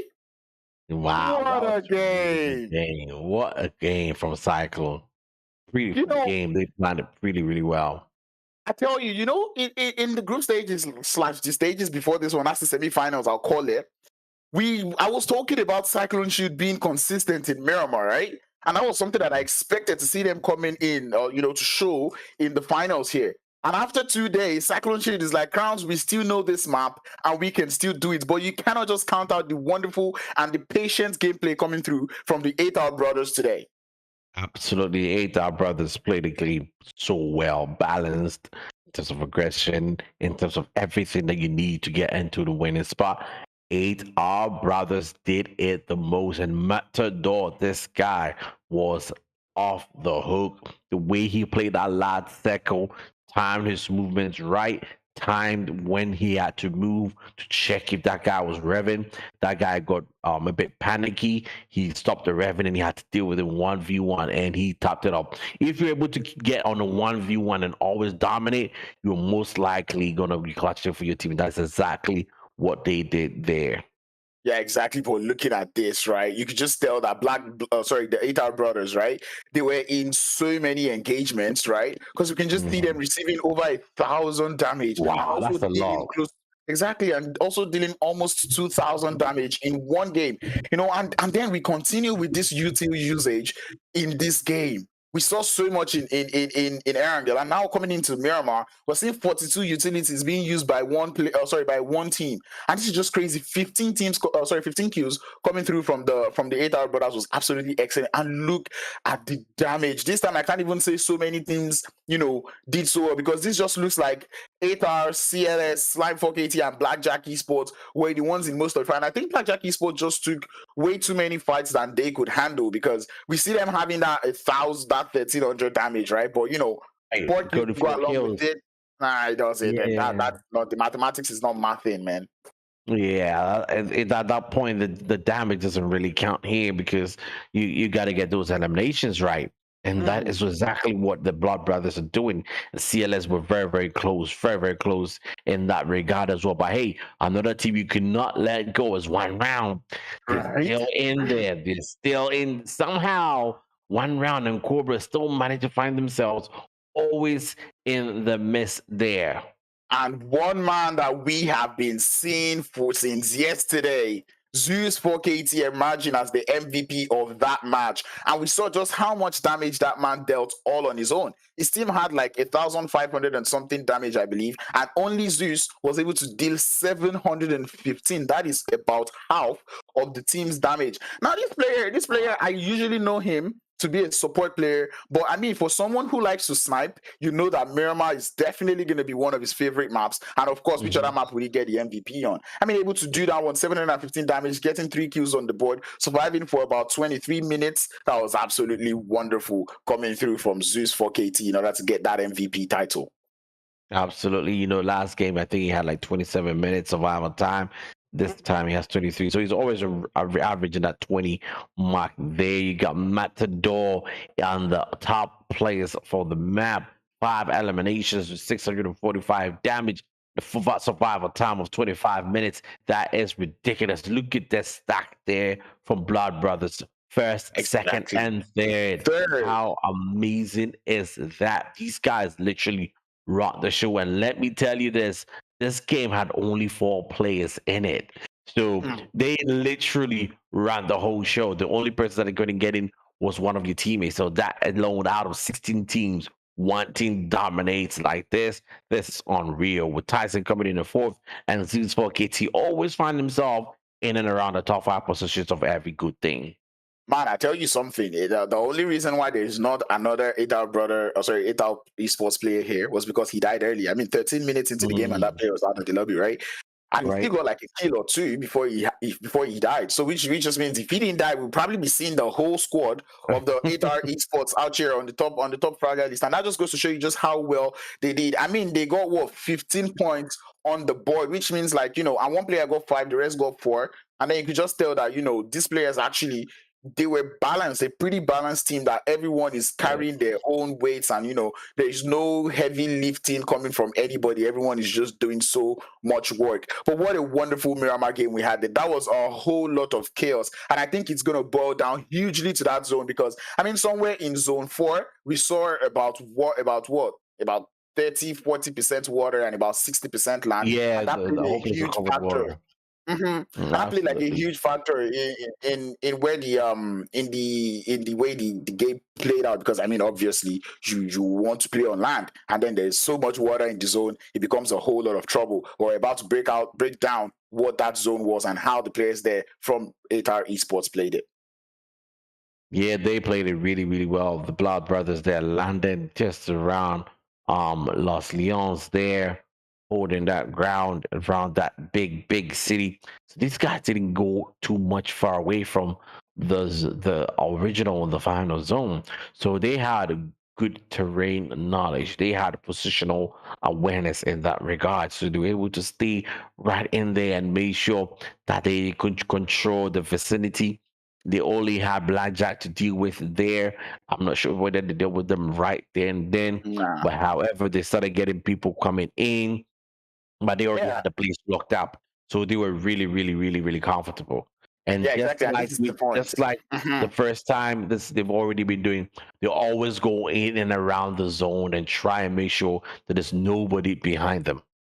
And I like the play coming through from 8R Esports to actually go straight for the shorelines and the water, as we can see them play right now, because they know that there's obviously not going to be so much to deal with. And if you're coming out of the water, everyone's going to be surprised to meet you. And I think that is something that the players there from Team EFX did not realize. And you could just see them going all stealthy. So they came in from that southern edge up the circle. There was no more water in play. And you could just see them gradually start playing from, that position that they were holding. It was kind of a nice position. And where it kind of became like, sweet for the players there from 8R Brothers was the time when Citizens got eliminated. At this point, they had so many teams behind them, and Citizens was one of those teams. But the instant they were able to eliminate that threat coming through from the Citizens here, you could just tell that it was just sweet going from the Citizen, and then they just continue up on that, Western movement, because obviously they've already been hearing so much shots on that East, and they're like, you know what, we'll deal with the Eastern teams later. For now, let's just continue going on from the South, and we'll keep moving towards that Western area where we're not hearing so many shots. We can actually take on the fight with so many people. And I sincerely like the way they made use of the third party. As of this point in the game, there were so many third parties across the line, but people were getting the knockouts. Blood Brothers were getting the kills. They just kept on stealing every single kill that they saw. And that is exactly how you just want to play in this kind of game. If there's so much noise, you're like, oh, you guys are making noise. Oh, let's see what is going on there. Is that a knocked person? Oh, thank you. I'll take it.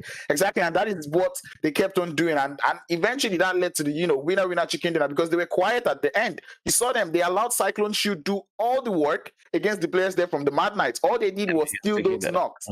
Exactly. And the instant, exactly.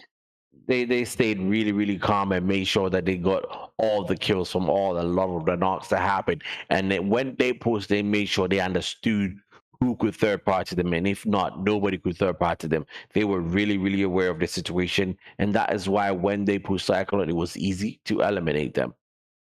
Exactly, and this will be the first Miramar game that would see the players there from one round esports go out early. But these guys are like cockroaches when it comes to points. Regardless of when they go out, they proved to us yesterday that they do not need to survive for 20 minutes to make it up into the top 4 position. And now they've done that again. They got 0 placement points, but they were able to grab 8 elimination points after wiping the players there from Real Insider early on in the game.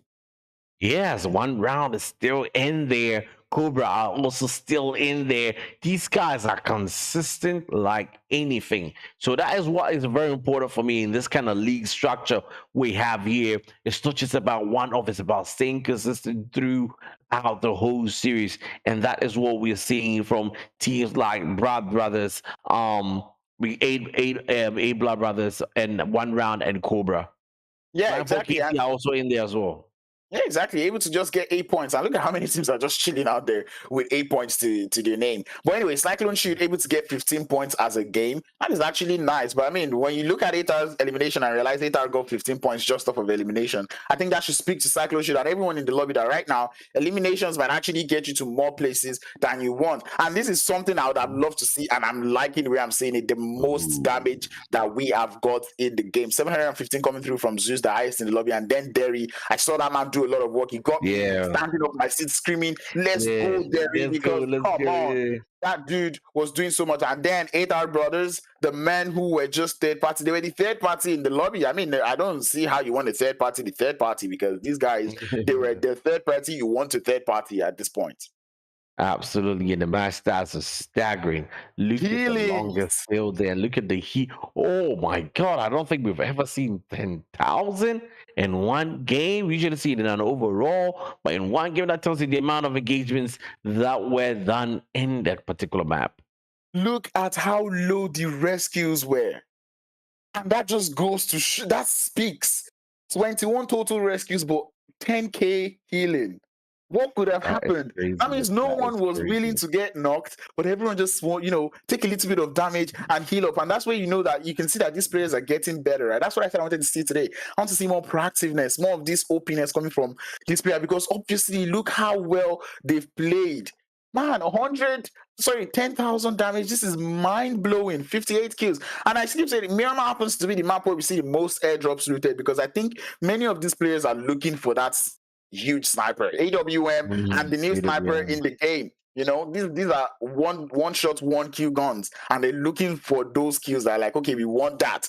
Overall leaderboards. Do you at this point, do you think 4KT or 1R are going to budge? Do you think they're going to move? They don't move. These guys are really well established. But you know what's interesting? Cobra is very close as well. Cobra is just about 17 points away. 17 points can easily be snatched in a one-off. I mean, they got 15 from kills only. Right. So they could easily come in. But the top four is completely interchangeable. The implementations that can come out from this particular leadership boards is just unreal. But however, Blackjack are currently in the 9th position as well. So that is interesting as well. They are back in the top 10, and congratulations to them. They have been gunning for that. They were probably very disappointed in that particular regard to be away from the top 10, but now they are back in the top 10, and they definitely want to establish that dominance in there. We've got Mad Knights also in the 5th position and climbing up. Epic still staying where they are. There's a Flames coming to drop at 1 point there, but nonetheless, Horse, who were very incredible in the first game, did not do so well in the second game, and they have got to definitely look at how they are going about their things. But Citizens just keep dropping down and down with Relay Insiders, and they need to up their game. Man, I'm just keeping my eye out on this first place, because I'm looking at the points difference between 4th place and 5th place. That is about close. That's like what, 30 points 40. Difference, or 31, right? And I'm like, is there a possibility that Mad Knights can close this gap? Black Cobra, 8R, 1R, and Slime 4KT are not even playing like they want this to happen. Because I'm just looking at it at this point. I don't think we're gonna see a new team in that top 4 position. Like, it's gonna be hard. I'm waiting for these teams to probably prove me wrong on this, but I don't think that is gonna happen. Good to see Desert Flame actually back in 7th place, but they're dropping. Cyclone Shield able to make it up to 8th place, keeping them they're literally 7 points behind 5th position. And Cyclone Shield being the underdog team coming in here. I know they're one of the underdog teams. Man, I'm very impressed for them. At this point, if they can continue with this level of play that we've seen from them today, if they can continue to balance things up tomorrow, man, this is probably going to be like the rise of a new team. It could probably be the rise of the new team, a germination of a new team, because it's very important that we know that these guys are ready for the long journey, and it's going to be incredible to be moving up to the next map. We've got 2 more maps to go, and we've got another day tomorrow, and a lot can happen. It's not over until the bones are rotten. Exactly. It's not over until the bones are rotten. But do you know what? We were told that, it's about time to get into chaos, because it's Sanhok time, people. So get ready to see the greens. Get ready to see the action. Get ready to see all of that toxicity and a lot of DBS action as we're about to get things started in Sanhok. Take it away, Enigma and Glazer. Go. Yeah, we're back with our third game coming up. Our next match is going to be a Sanhok match. Man, just talking quickly about a Miramar match that I did not expect it. I was surely hoping for Cyclone Shield Esports to go all the way. But looking at 4KT, how they dominated, Blackjack Esports making it almost there in the second, third zone, almost center zone. I thought, now this is their chance to really start dominating. And for Cyclone Shield Esports to come back and just look at how the leaderboard has changed with that one good match they had. They shot all the way to the top 10. Oh, shooting up so far in the logs as well. And the difference between the first and the second place, once again, just 1 point difference between those two teams. 4KT still on the top there, and then Black Cobra moving all the way up in 108. I mean, still exactly 10 points now behind the second place players. Absolutely beautiful. It's such a surprise. It's such a beautiful, it's an up and down game at this stage. Got to figure out after these matches tonight who was the dominating team in all four matches. At this stage, each match has had their own teams dominating. They've had their own gameplay styles in each match. Definitely the drops are not the same. And definitely in Sanhok, I'm expecting a lot more, like the analyzers were saying earlier, the DBS action coming through, the S12K that we've seen from last night. The guys absolutely destroying bodies with those shotguns. Yeah, we can definitely, and I mean, even as leaderboard as it stands, even from fifth up until 11th position, that top five or the bottom from five up until down can change so quickly. I'm very interested to see where the teams are going to be after tonight. We have game day 3. Once it's completed, we have still 4 games tomorrow, so there's enough time for these teams to catch up to that top 5. But as it looks, I mean, 4KT in one round, they are just going at it. They're constantly top 3. They know these zones too well. They read it so good. They get the kill points. So that is 100% what you need to do, especially in that first zone, is hunt for those 2-point kills. It's going to be interesting. Definitely interesting, and it's like you said, with keeping that log, keeping the positions in the match as well, and being so far behind. We were looking at some of the teams there, 30 points behind the team that are just above them, but still, with all the games that are left, there is any chance for them to catch up still. It's just the way that these top guys, the top 3 teams, are maintaining their lead. They are definitely focused on it, focused on getting to the final zones as well. Even if taking the kills in the beginning, they want to get to the end and take that chicken as well, maintain that ultimate lead. And there we go, jumping right into Sanhok tonight, hoping for that shotgun action, but with a flight path all the way from south to north, going gunning over the Paradise Resort area. Definitely some boot camp action as well. Can expect that from what we have seen last night. But in Cow, I'm not expecting anyone to go into Cow, but I might be surprised. Now, I'm definitely hoping to see boot camp can one round now this time claim the king of the hill back and Paradise as well. Will we see a couple of teams landing a little bit more aggressively? Can already see the Horse Esports and one round making their way to boot camp yet again. So they're going to continue their violence that I always do here inside this boot camp. Now, yesterday, the S12K actually won against the DBS. Can they do it again? Can the S12K outplay the DBS? And that is something very interesting. I mean, by just the sheer damage that both of those guns can actually do. But seeing the S12K being used so prominently in a PUBG mobile match is not something that I've seen in quite a while. Maybe on the PUBG Lite side, but we will not speak of that here. The PUBG mobile, I haven't seen that used ever since the DBS came out. It's been DBS all the way. Every single fun room, tournament, scrim, whatever we've seen, it's always been the DBS that takes the kills so quickly. Yeah, one round, trying to get a little bit of a flank there around, using all the outside wall. Horse takes the main of boot camp, and they're still fighting for that first knock. Now you do have Cobra Esports just on the other side of the free warehouses, close to boot camp as well. So we might just possibly see a third party come to play today here inside boot camp. Oh, third party, or are they going to wait for these guys to start taking each other out? And once that is finished, will they move in and try to pick off whoever is left? That is still anyone's guess, with only the two teams that are still situated right inside boot camp and spreading out a little bit now, trying to cover all angles. You can see El Chapo moving all the way to the left-hand side. They're coming around this side on Escanor where he is sitting, and then the two guys on the right-hand side here for one round, trying to see where Klaus and the guys are moving. But definitely no eyes yet.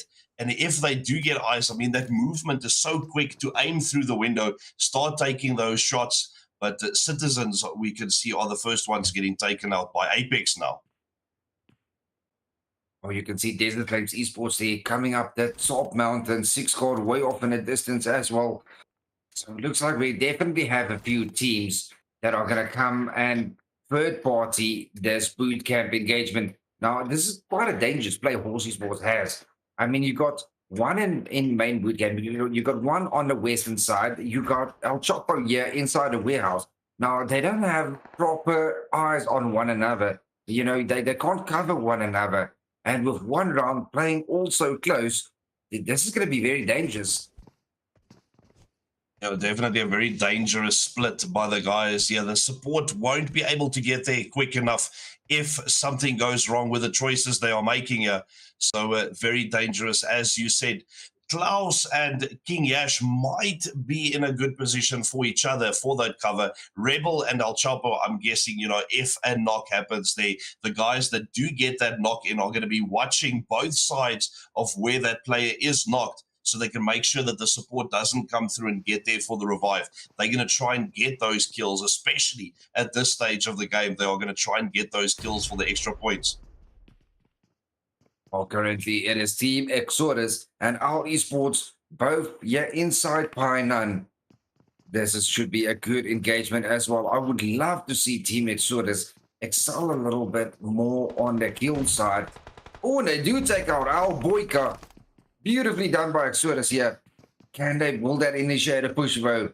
They got a 2-2 split. They got 2 on one side and 2 on the other side for both teams. So it is all down.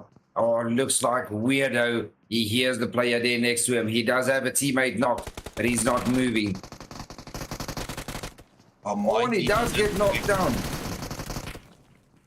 Oh, Blackjack Esports get one knocked as well. But MG there with a beautiful drop shot. Beautifully done by Blackjack Esports. They eliminate Epic Bullet. And Weirdo now completely confirmed. Boyka still out. The guys not able to get to him yet. He is trying to get across that bridge and deciding to go down below to try and stay away from Kunai and the guys, trying to push up for the kills. Reckless as well, far back on the left-hand side here. But the other two guys that are on this side of the river, taking another knock. Post taking that knock on Hisoka. And there's that Dragod trying to push up for the support, but the guys are pushing them hard as well, trying to confirm those kills. And maybe this is what we need, is for you to start talking about the teams, because that is when they start excelling in this match. Absolutely beautiful for Team Exodus getting this first wipe out here. Well played indeed by the team from Exodus, getting that wipe, getting 4 kills in the first zone. So that is 8 points for him. Now 8 points is a lot. I mean, that is as much as a winner chicken dinner is going to get you with 2 points. So all they need to focus on is get the winner chicken dinner, get a lot more kills, and they're going to be on a whole different spot on that leaderboard.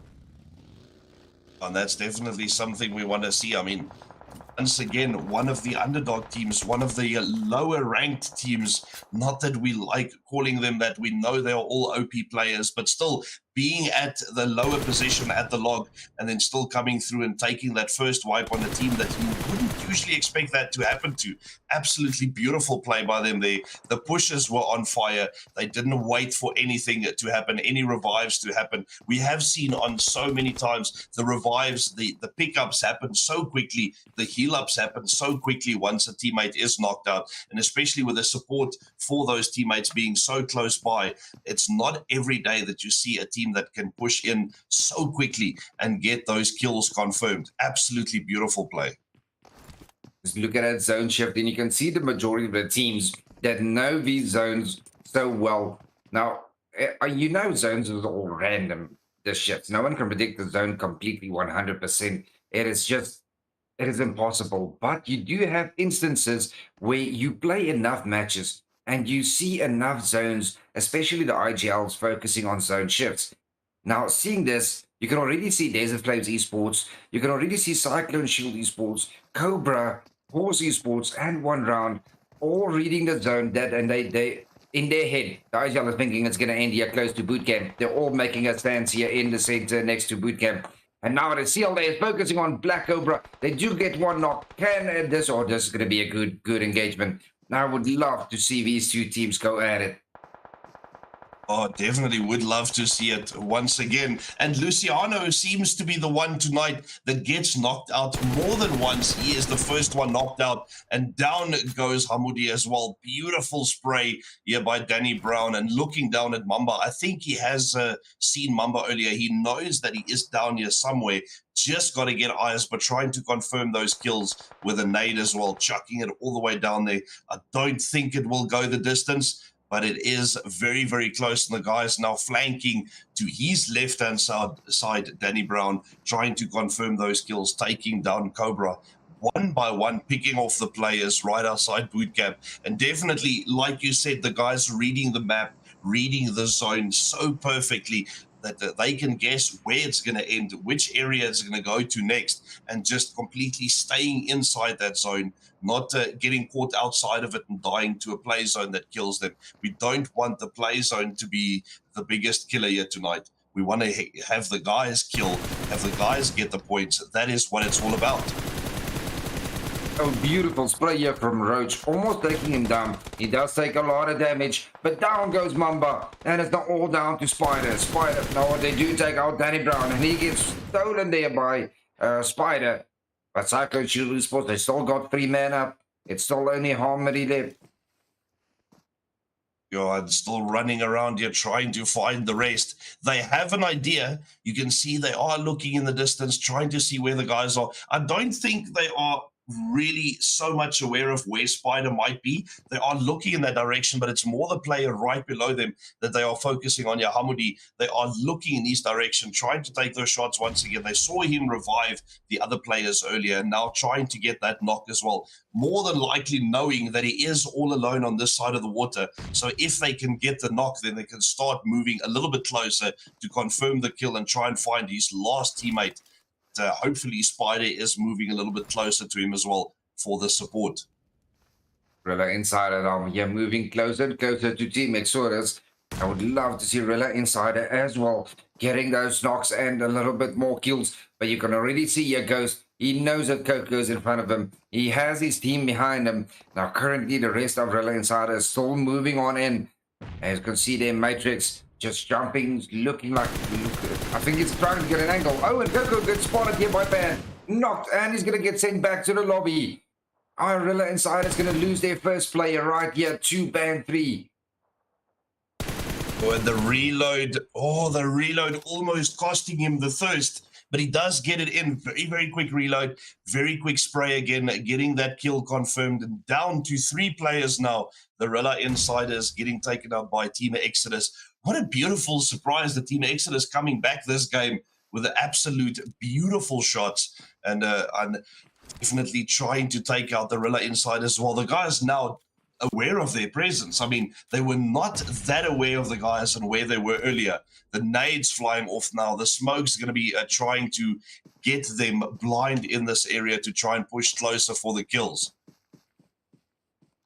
And just look at Team Exodus there. Already standing on 10 kills. 10 points in total. Beautifully done by Team Exodus. 10 points coming from the bottom of the leaderboard and wiping out one team in the first zone, getting those 2-point kills, and now getting one from Rilla Inside again. If they take out entire Rilla Inside here and they get decent placement points, they're going to shoot up that leaderboard very, very quickly. Yeah, and it's so interesting to see them move up so quickly, even in this leaderboard. What a nade by Matrix! Chucking them down there, or at least one of them, a beautiful nade, chucking it across and getting them knocked out. They are returning the same favor, but they can't quite get the damage on him though. And it is very, very interesting seeing Team Exodus down here at the bottom of the leaderboard and then suddenly shooting up right past the Blackjacks eSport guys. The nades still flying off here, trying to confirm those kills, at least the one that they knocked. But once again, a really quick pickup, really quick, going straight in for the heal. And the guys are still taking damage. Zeke with the beautiful left-hand side flank there, taking one down. Shots on the second one, but gets behind hard cover. Still taking the shots and takes him down. Beautiful. It's not all down to Kunai, but Zeke with a beautiful flank. He gets 2 knocks, and that is going to initiate a push from Relay Insider. You can already see the incoming is Matrix. Matrix in front. He does have a teammate on the other side coming. They're coming in from 2 angles. Matrix is going to go for the revive instead. Can Team Exodus get their team members back up? They got Reckless back up. It's now Reckless and Kunai.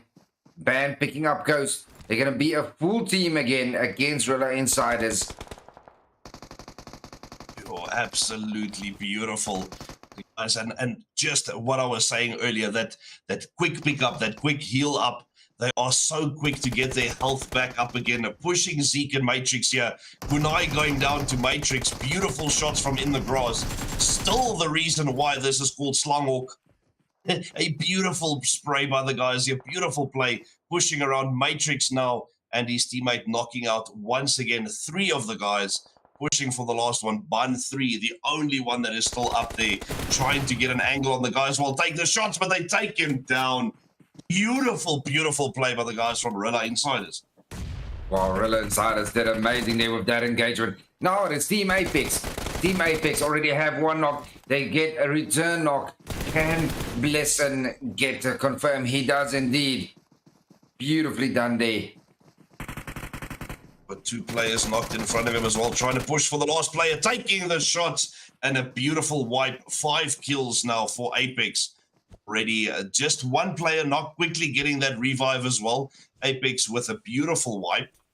Let's get done to the next team, I guess. You know, so much action already coming on and so much more coming. Look at all the teams that are still alive. 12 teams still alive. The zone really, really small. At least we still have most, or actually all of the zone at least, over land.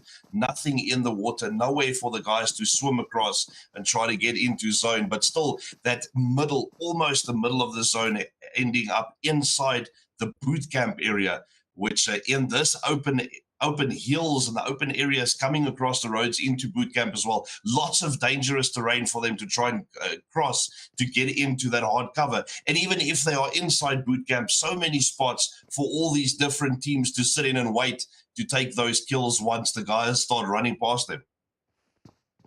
Exactly. And this is exactly what I talked about earlier about reading zones. Now, most of these teams on the first zone realized they've seen the zone before.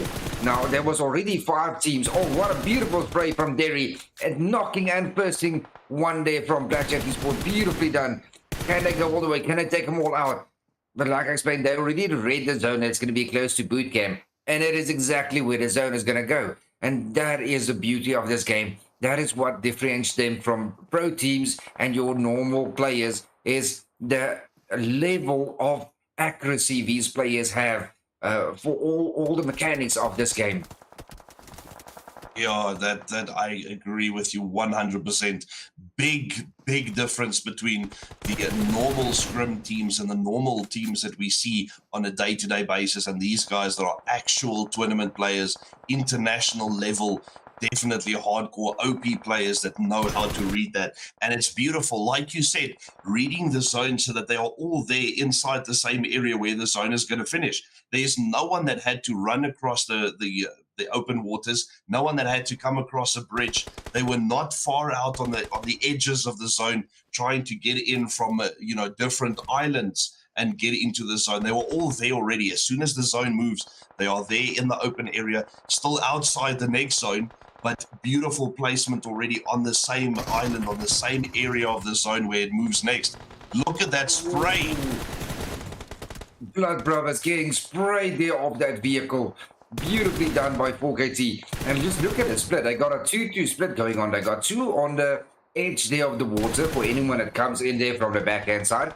One Plaza does go down. And they've got 2 inside of boot camp, already focusing on 1 round here in front of them. Well, I saw Matrix from Rilla Insiders going down on the outside as well, just on the other side of that hill. 4KT now going down to the Mad Knights, guys, also pushing in. Beautiful 2-2 split, just as you spoke about it. Unfortunately, getting knocked there on the one side, but the support is right on top of them. Hopefully, they can still walk out of that alive. And the guys from all areas now trying to push in. Wars, once again, taking the shots, taking the knocks. And there we go with Beast taking out Buden. Cycling Shield Esports, they're still in it. They're currently top 10 on the teams. They are doing good yet again. They're finally starting to understand this level of the competition, exactly what I wanted from them. Or they get, Lizard Flames Esports gets naded in a kill feed, and now everyone is gunning for this boot camp position. Everyone wants a little piece of hard cover. Yeah, and exactly what we spoke about earlier, that dangerous area to run across. But with so many teams already inside the cover of the boot camp and all the buildings, none are really focusing on the outside. We can see the BJE guys, the Blackjack Esports guys, being taken out by Mad Knights from the top of the hill. Agent 47 taking a couple of shots there as well. Zeke taking down Manny. It is action, shots, violence, damage happening everywhere. The Mad Knights are focusing on Desert Plains Esports now. Oh, 6 squad goes down. And Biren goes down. All down to Flacco. Mad Knights just doing amazing there. But Flacco is still holding on. Now it's Mad Knights focusing on Cyclone Shield Esports that wants to get into zone. They're right there on the outside. Down goes 1. Mad Knights focusing on Roach running in. Can they get another one down? And there's nowhere for them to go. All the sides, and that is it. Cyclone Shields Esports get eliminated, but they did pick up 6 kills, which is pretty good for them on kill-wise, kill points. Horse Esports now versus Citizens. Oh, will this nade be good? That looks like a beautiful nade doing a lot of damage. And Blackjack Esports gets eliminated as well. There was like almost a minute, 3 teams eliminated, just like that. Yeah, it happens so quickly once again. And the way that they are playing this as well, sitting behind that corner, you can exactly see and hear the guys coming into the building, knowing how long to cook that nade. It does the damage, but not the damage that he wants to get the knock and quickly confirm those kills. Oh, what a nade! That happening from Ghost on the outside. Still the Citizens guys just opposite him taking the shot or taking the nade, chucking it perfectly on these guys. The kills will definitely be confirmed now as he peeks around the corner, knows where he's crawling. He can see where his teammate must be, and the guys are stuck in all different positions now, trying to get back in. El Chapo going down. The guys on from 1 round, losing a player earlier, but still playing a beautiful game. Look at that, Citizens walking out of that fight victorious. Look at this beautiful peak. Now, if you play this game and you use your peak and spray, you know, it is not that easy to do this so quick and on that accuracy level. That is just next level accuracy here from Slime 4KT, especially Storm. And he's going to take out the entire team there. As there's absolutely nowhere for Mad Knights to go. They are completely exposed there in the open. It is not looking good for Mad Knights at all at this moment. And with Storm 4KT, I mean, he's once again pushing to be the MVP for this match. You can definitely see the way that he plays, the way that he racks up that damage, still taking. Amazing stuff from 4KT. Glazebot, I think your mic just cut out there for a second. Not sure if you're back yet. Black Cobra gets eliminated. Now it's all 4KT. 4KT with 5 kills. They still got a long way to go. 4 teams remaining. 3 up for 4KT. They can get the Sanhok chicken dinner. And it's them versus none other than 1 round right here inside boot camp. You couldn't expect anyone else. And now 1 round starting to push on in. It's a 3v3. It's 4KT versus 1 round. You still have Moa. Oh, Moa almost getting naded there. He is so low. Anyway, it's almost like your classic landing in boot camp once again, as we see Slime 4KT taking up the fight towards the players there from 1 round. The classic 3v3, just like you said, Enigma. Pretty much it's almost anyone's game right now. Who are you rooting for? Oh, I think this might be 4KT. Oh, the DBA from Carry Boy. Whoa, but Zeus still holding on his own. He has to continue on the push though. Zeus and Storm, the last 2 hopefuls for Slime 4KT, as we're down to the ultimate 2v2 to determine who's going to win the Sanhok winner chicken dinner. Oh, this is going to be good. Can Zeus clutch it? And that is the question we've got in mind. Can Zeus and Storm do it, or will Esken? I mean, one thing I know is that if Eskener is still alive for the side of 1 round, man, this game could probably still go. But Carry Boy with the DBS, though, he is as confident as he can get, as he's letting those shots fly. Zeus now has the idea of what exactly is pushing him, and the guys there from 1 round deciding to go for the isolating play as the shots will continue to go out. They understand that they cannot overextend just because of that angle that Storm is holding. But Zeus is actually out here right now. He's begging the players there from 1 round to push him. Zeus goes in for the push, doesn't quite get the knock, but Storm is able to get the return. It's not the ultimate 1v1. Escano does not have the zone. He has to get that heal up in time, and the pre-fire from Storm will prevent Escano from moving, and Storm and Slime would walk home with the winner chicken dinner. That was insane. 4KT, what? What? Nine kills like that in against 1 round. I mean, you got to give it up for the first and second place teams, 1 round and 4KT. They played this game on a next level. I think their gaming chairs is worth more than entire prize pool combined. It's all about those gaming chairs at this moment. As they are on a next level. No one is coming close to them at all. I'm telling you, no one is cutting close to Slime 4KT right now, because these guys are absolutely on fire. What exactly is going on? Look at the way they played. Another day coming in from the south? Oh, come on. Nah, Slime 4KT, you don't do this. This is like the second day that they're winning another Sanhok game. 4KT there with 9 eliminations, almost 2,000 damage, holding on to pole position and pushing their total points to 138 points. We're going to move over to our host and analyst to let them analyze the games for us. But before we do, Glazebot, how did you see? Did you see that final gameplay? Did you see 4KT clutch it there at the end? Your mic on Discord might just still be muted.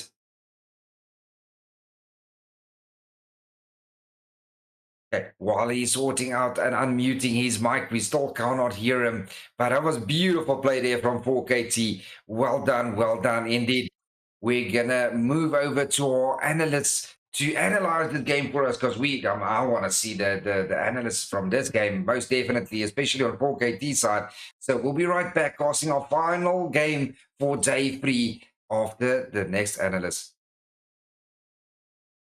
Well, and that will be the second day in a row. Whew, that game was really epic. You would never have wished for such a finale to have Slime versus 1 round. Wow. That was a decider right there. Who gets the winner right there? That was brilliant. Exactly. And one thing I can tell you about that engagement is that we can see that engagement like 10 times and we would get different results every single time. Absolutely. You know, yesterday we were talking to Slime saying that, oh, you guys got a winner chicken dinner on Sanhok, but you did it with only 5 kills, right? And then Slime is like, oh, wait, we can do better. And then they come in today, getting 9 kills and the winner chicken dinner. Wow, what a play today from them. That was a brilliant play from Storm 4KT. The That 4KT Storm combo. was brilliant. The I way mean, he look was at. able to get away from Mhm. situations, it made more sense than any of the players so far in this particular tournament. I mean, and you could see the synergy level coming in from him and Zeus in that final play. And that was just Mhm. absolutely wonderful. Like, it got to a point, you see, in times like that, right, what Slime 4KT did, we don't see so many teams do that. In situations like that, when players start getting knocked, you see the team starts shaking. But Slime 4KT Right. is staying. Even He was despite having two composed. players knocked, they continued playing like, nothing happened. But how about that for the head-to-head between Slime 4KT and One Round Esports? And you could just tell One Round Esports receiving a whole lot of damage because they started out there in Sanhok and they continued in Sanhok and continued, they continued looking for damage. One round started in boot camp and they just had to hold it up in boot camp, till the end of the game. But Slime 4KT coming in all the way from that, western edge, heading into boot camp, that was just wonderful. 11 knockouts. They were in so many engagements. But look at that. They got 11 knockouts and only 9 kills. And that is because the players there from Mad Knights were actually stealing a lot of their kills. Now, that will explain why Storm was actually so bent on, taking them out on their descent from the Painan Hill. Yeah, they were really, really aggressive on them coming in from that descent there. They made Storm 4KT literally handled that situation himself, took out a whole Mhm. four-man team right there. But what interested me about this particular matchup was the end of the circle, the way Storm used Zeus as a bait. He basically baited him. Zeus Mhm. basically sacrificed himself by giving out the location of the other two players, and he took them out brilliant. He just took his time, and the zone did a lot of damage as well, and it completely wiped them out. But look at how many kills Exos got. Yeah, Exodus, a team that we've been saying. I mean, this is what we've been We've saying, been right? calling them out. Once you don't have to die on landing, we get to see your truest potential. We've seen that from Cyclone Shield today. I mean, and they even continued with that consistency, doing over 1,000 damage in the game today, right? And then from Exodus to the instance they won the fight in Painan, I was jubilating. I'm like, oh, finally, at least they're able to win Painan now. They won Painan and they showed us exactly what they could do and how many teams they could just take out. And that was just wonderful coming through from Exodus. Blackjack Esports, who we've been waiting for today, come up today, putting in the numbers on the board, 10 kills, 1,000 damage to go along with it. What more could I ask for? And look at the disbalance between 1R's damage and kills. They don't That even was rhyme at about all. was about to say that disparity is ridiculous. Usually you see them going for a lot more like emulations and damage, but here's the case: they had to take what they can. Basically, what that tells me that they got into a lot of fights, but they just couldn't finish people off. They got a lot of records, but a lot of people took their kills, especially in boot camp. Known overseas and known worldwide.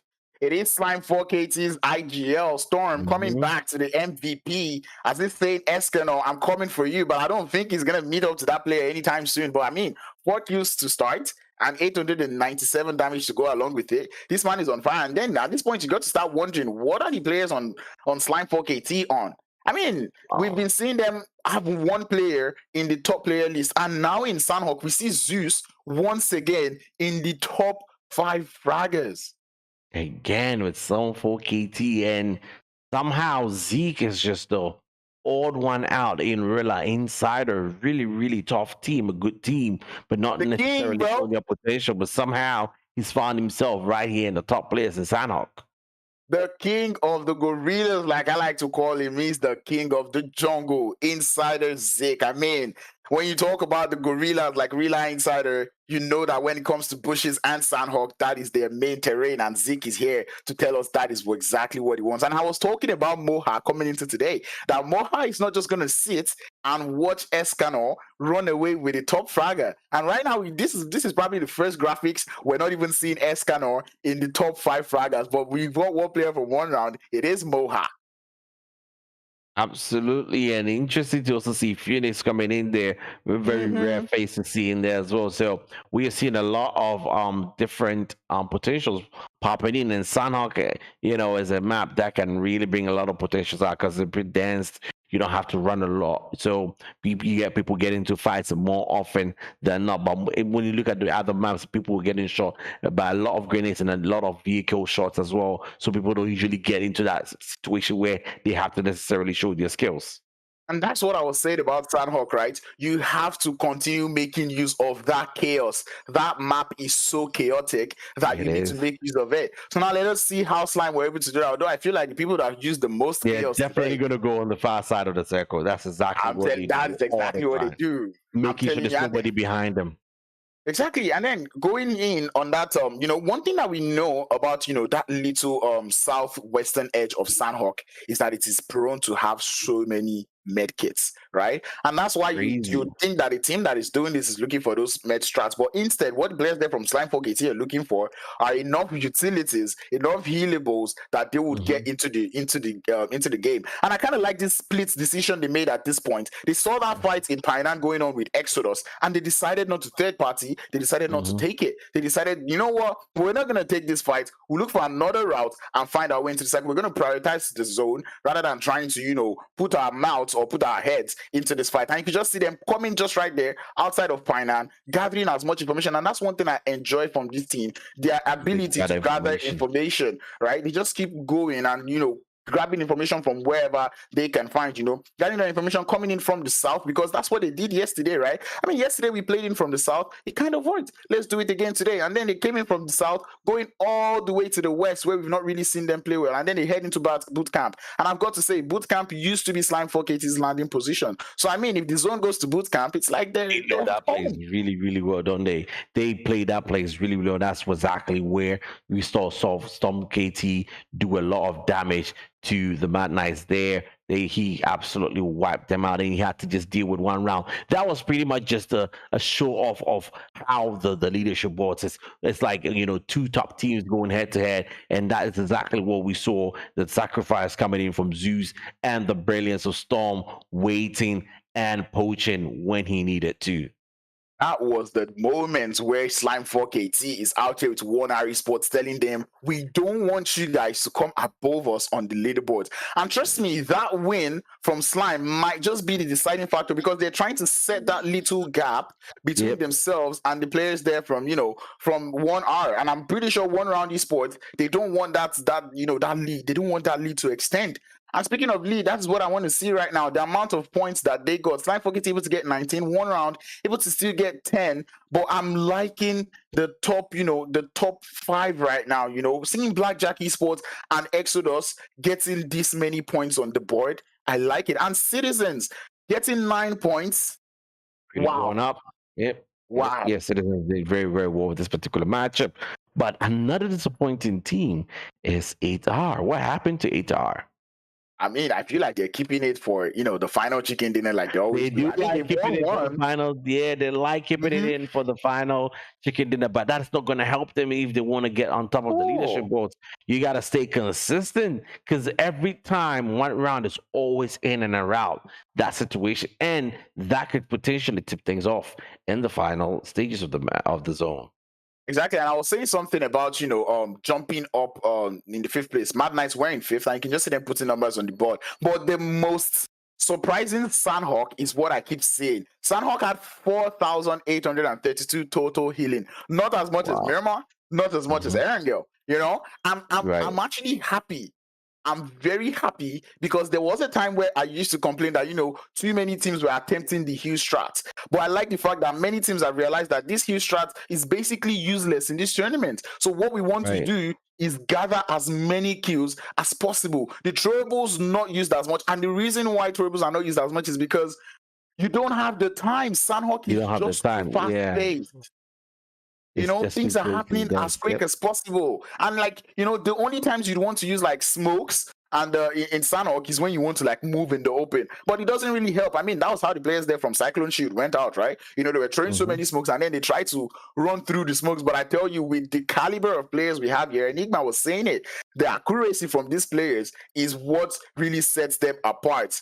Leaderboard, 10 points difference. That 10 points difference. Slime 4KT to one round. This is where everybody gets excited, because we're getting to the latter stages of the tournament. We've got literally got 5 more games to go. Slime 4KT have got 10 great points ahead of one round, but Cobra just in there comfortably trying to get back into the third position, which they have successfully done. But it's just 2 points away from Atar, and they can easily clutch that out just when they need it to. But Mad Knights are really, really far away. It's about 30-point gap to 8R. So they've got a long way to go if they want to get back into foul position. We're also seeing Blackjack also move up a bit here as well. Cyclone also moving up. Cyclone have been really silent, but have been climbing up the boards really, really well. They are moving up. They're currently in the 7th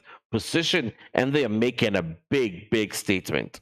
Exactly. And one bad game from the Mad Knights or Blackjack Esports would mean Cyclone Shield have that opportunity to jump into 5th position. So I'm pretty sure the players there from Cyclone Shield going into this next game, they're looking at that queue feed. The instance they see Mad Knights anywhere, they know that the idea and what they want to do is get rid of the Mad Knights. But anyway, I'm going over to the other side, not seeing so many except for the fact that Team EFX that I said I wanted to see today dropped so much. They started to stay off in 9th position. Now they're in 13th. Something is going wrong. Team Apex, what are you doing? You know, and Exodus, it's almost too late to start putting points on the board. But I'm not going to tell you to stop. You have to continue. See where you can just, boost yourself up to. Right? Keep the grind on, right? And at this point, man, I'm looking forward to seeing exactly what Sanhok, this next Erangel game has got for us. Because after today, there's just 4 more games.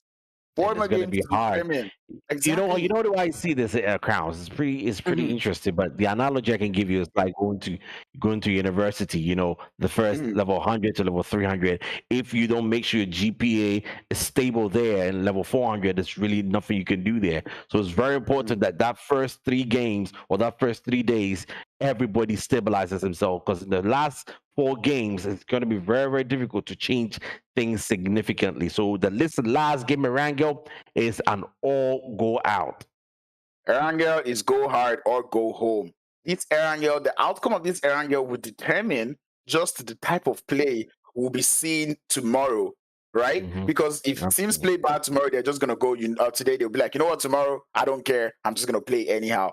But anyway, we're about to get to know that deciding factor, as Erangel is gonna be the next and final map of the day. As I send it over one more time to Enigma and Glazerbot to get us into more action. Go. Hey man, and Crowns definitely said it. This is the make or break game tonight. This is the deciding factor in tonight's matches. So much action we've already seen, but Erangel now, the decider for the evening. Definitely looking forward to this. How about you, Mr. Enigma?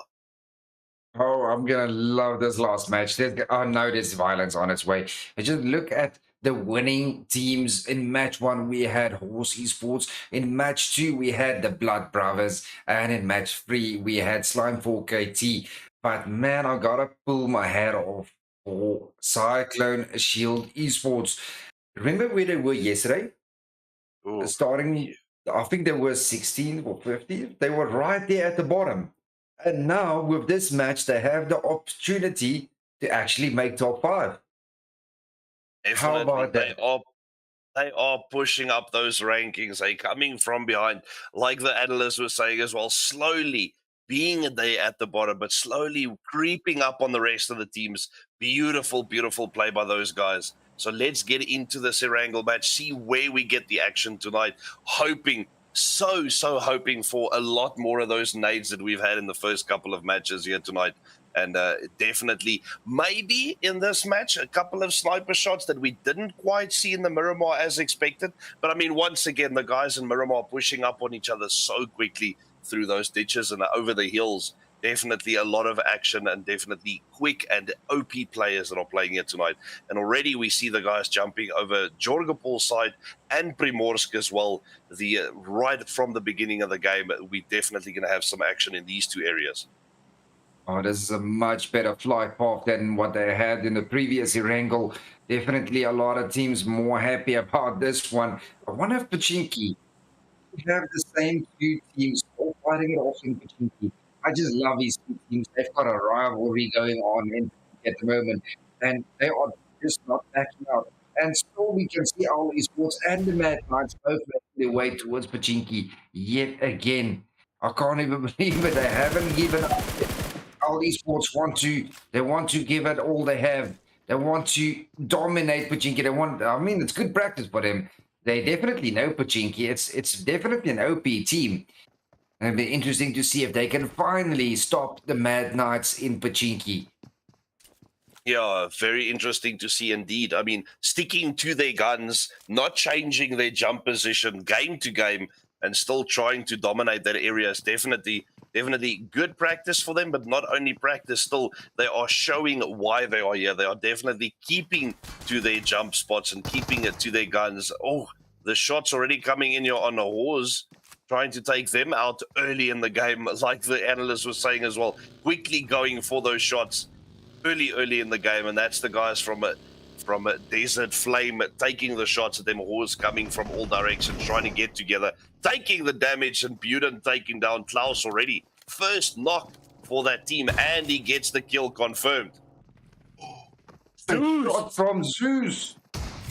Yo, the Zeus is just on fire once again, pushing that MVP position. What? Against Blackjack Esports from all teams. Now, Blackjack Esports, they actually climbed that leaderboard pretty well. But I mean, this is the poll leaders. They are on top for a reason. And Zeus never disappoints. Now, it's going to be interesting now with Blackjack Esports, with what they have left against the poll leaders. Buden getting taken out, immediately rushing in for the thirst. You see the guy in the back there, Flacco, taking some shots, returning fire on them as well, but getting behind cover and trying to finish. Yeah, and he does finish it with the vehicle. Yash there with a kill. 6God and Flacco now trying to return fire on the guys from Hors, still trying to take them out earlier. Klaus already lost, unfortunately, but still a full or a team of 3 players trying to get Flacco and the guys down and out of this very, very early. He's got running over UMP, but Flacco, very interesting, has a VSS. Now, I've never known Flacco to use a VSS. I've never seen him use a VSS before. I wonder, can he actually get a team out with this VSS? Now, VSS is very dangerous, especially from that distance, as you do not hear the shots.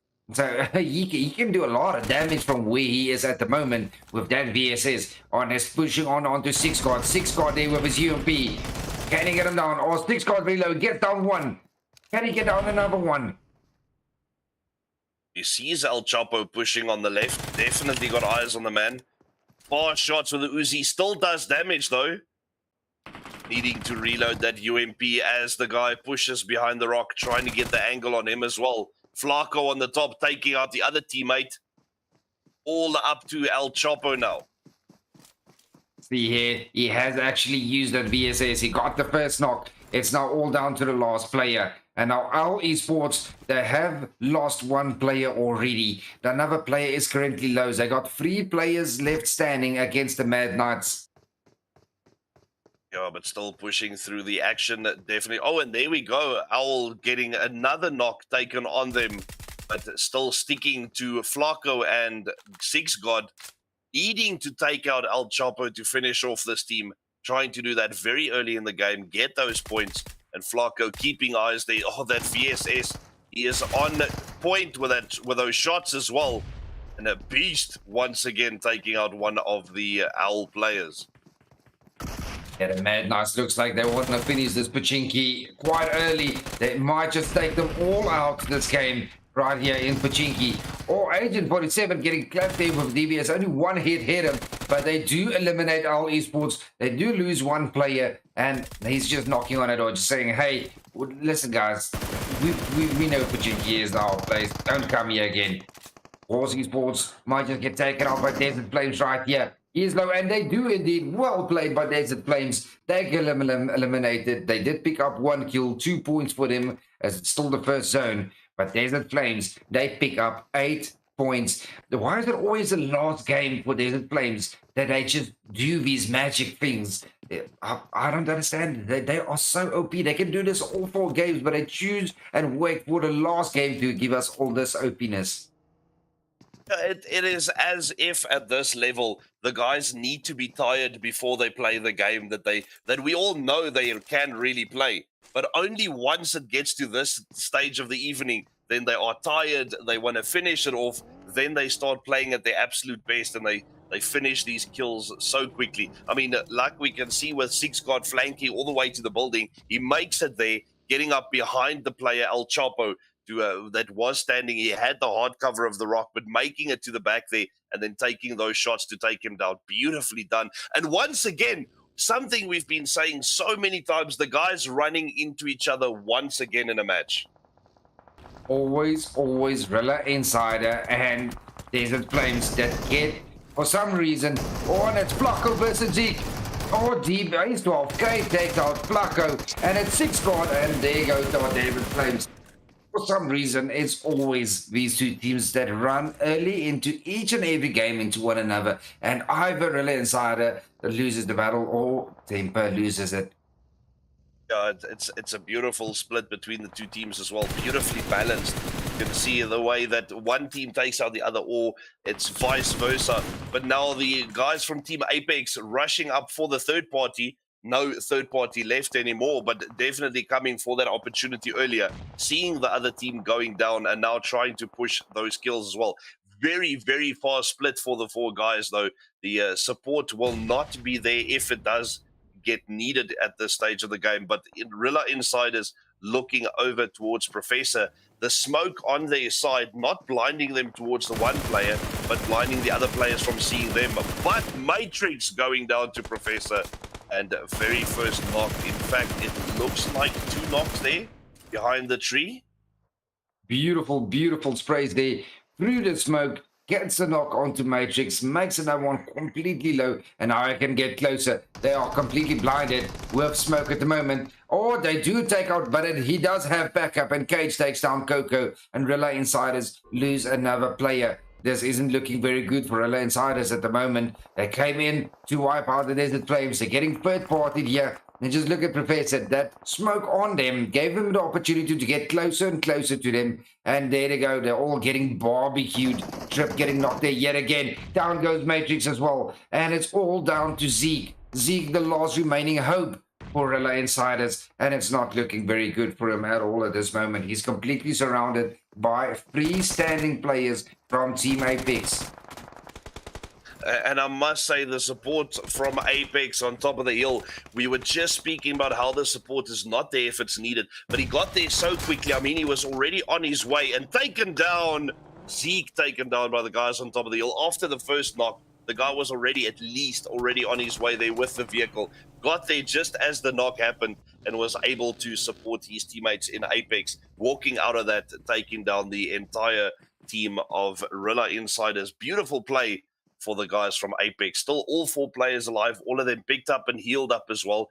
And now the one of our surprise teams here, Cyclone Shield Esports, definitely pushing up for those kills on them as well. Looks like CLS, they want to come in for a third party as well. They want some points on the board as well. Can they do it? Can they get a knock? Can they push into Team Apex? Team Apex definitely didn't have a lot of luck tonight. Going to be interesting to see, will this engagement play off? Yeah, and trying to get those sprays across the hill, just waiting for the open shots though. But the guys just behind, not quite clear shots for them to take towards the vehicles. You can see the silhouettes shining through the hills, but they don't have a clear shot to take those sprays, get the guys out of the vehicles before they can get away from this area. But still keeping eyes on them, making sure they don't get away too far or that they head in closer to them to try and rush. Looks like they're rather going to wait for them to start rotating towards zone. They don't want to take the risk. They know it's all or nothing. They can end 5th if they get enough kills and placement points. So, yeah, no, beautifully done there by Cyclone Shield Esports. Rather let Team Apex rotate past them, away from them into zone. Do the same, get into zone, and then focus on the rest of the game. Yeah, you don't want to make yourself known too early as well, especially in fights like this, especially in a game like this. This is, as you said, all or nothing. You want to make sure that when you have a position, you have the best position. Like, look at that now, jumping out of the vehicle and Escanor just completely shooting at him and taking the knock very, very easily. Once again, the 1-round guys moving up quickly on that log for this match as well. But Apex still on top there with their 10 points so early. And we will see. That is bound to change. That is going to change throughout this game. I still see 4KT down in 10th place, besides getting the chicken dinner in the previous match. But this, once again, this is not Sanhok, although last night winning in all three of the different maps that we had in the first place, and only by the last map not managing to get that chicken dinner. Oh, and here we go. Our top two teams, 1 round and 4KT. They've run into one another. Plaza just gatekeeping that bridge. He's going to make sure that none of the 1 round team get across here. They can still use the other bridges and flank all around. Now, currently, Plaza is all solo here against the whole 1 round that can focus on him, while the rest of 4KT is still inside Yasnaya. So what is Plaza going to do? Is he going to gatekeep him? Looks like he's rather going to leave that bridge and go back to his teammates. Yeah, and that's also a very, very big thing. The two teams that we just saw here finding each other on opposite sides of the hill or the bridge, and now 1 round making it across. But 4KT up there on the logs with a beautiful 10-point lead so far, definitely multiplying the lead that they had before the previous game started in Sanhok. And 1 round, I mean, they are so close behind. It sounds like a lot, but it is only 10 points. Anything can happen in this game. It might surprise us who ends up on the top. The top 5 teams, in fact, so close to each other. And it is definitely still anyone's game at this stage. Just depends on what happens in this game. Who are the teams that get eliminated early in the match, and who takes that chicken dinner? And are they going to be rushing for the kills? Are they just going to go for the placement? I have not seen that. Honestly, in these games, not once have I seen any of these teams just going for the placement. They are definitely hunters and killers in these matches. The Blood Brothers here already taking 1 chicken dinner tonight. I do notice the team from Exodus just rotating their past them. Looks like they're still gate. Oh, there we go. Gets down 1. Can he get down a second one? Can he confirm that knock, though? Blood Brothers going to pick up a kill right here. And I mean, the spray, AKM, spraying him right out of the vehicle, given he was heading right towards him, but still just a little bit of a distance with the AKM that said, I definitely cannot control like that. That recoil control, even on an AKM on a spray, absolutely beautiful, shooting someone right out of the vehicle. And now through the windows and the other side, through the building. I mean, that's top floor, small windows, still spraying right towards him, trying to get that knock in. These guys are not lying down tonight. They are going for this last match. Oh, and they get Matro. They get him down from Team Apex. Beautifully done there. And this might just be a game changer if the Blood Brothers do not pick him up early enough or quick enough. That might be a little bit of a push coming down from Exodus. I wonder that'll be interesting. I would have, if I saw that on a kill feed, I would have pushed on that one. They are so close to one another. They are literally across the road, but Team Apex have them all focused there. And he does have 1 in his sights. Doesn't get the damage in both. Beautifully done here by Yaya. And he's going to get that revive in for his brother from Blood Brothers. I mean, even though he didn't hit those shots on that spray, he is so close behind the player, all the way from the back of the wall, across the wall, inside the building, and until he runs out of his view, just completely staying on him, trying to get that knock in. Beast and Luciano, once again, beautiful. The guys are just everywhere, taking shots at each other, gunning for the win, gunning for those kills as well, trying to rack up those points and move up as far as they can. But Apex just barely maintaining that now, 1 round heading up there, definitely catching up to them slowly but surely in this match. Wonderfully done.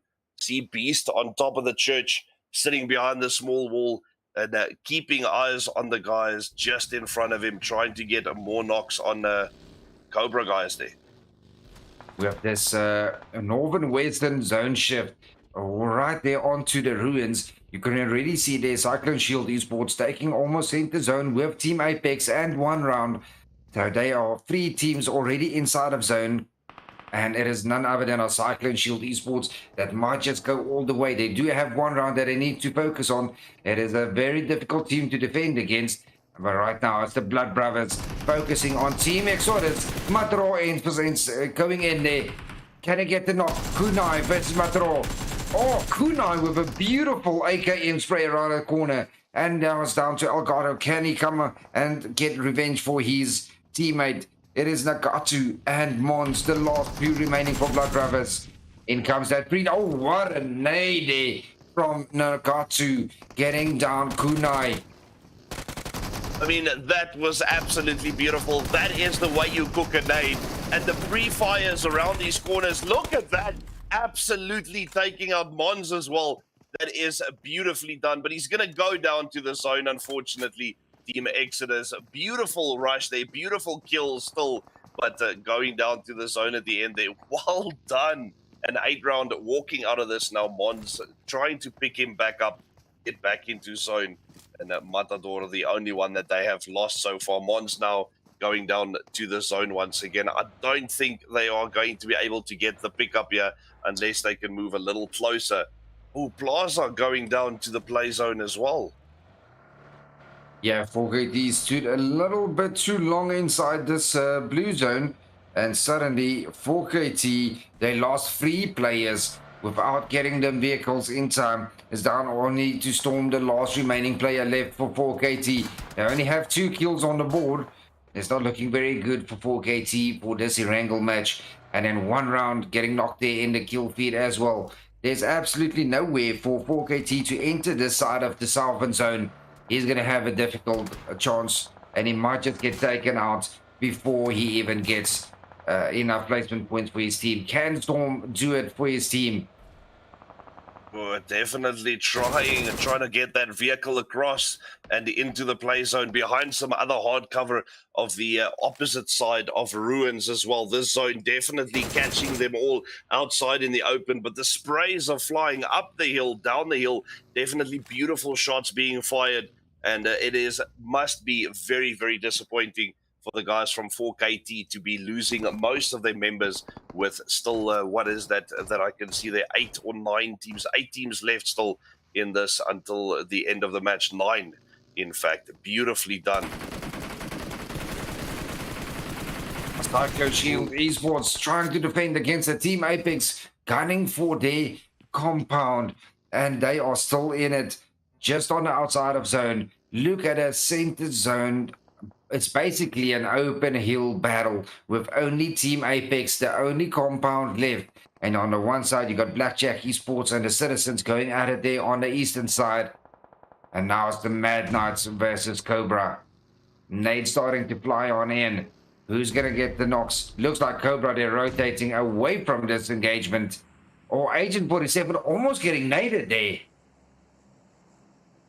Oh, and 1 round Knight going down to Apex as well. And like you said earlier, getting to the middle of the zone, Team Apex definitely taking that compound early, making sure that they get there for the only compound that is left inside the middle of the zone, or even if it is not a full compound, the hard cover that they can get from that.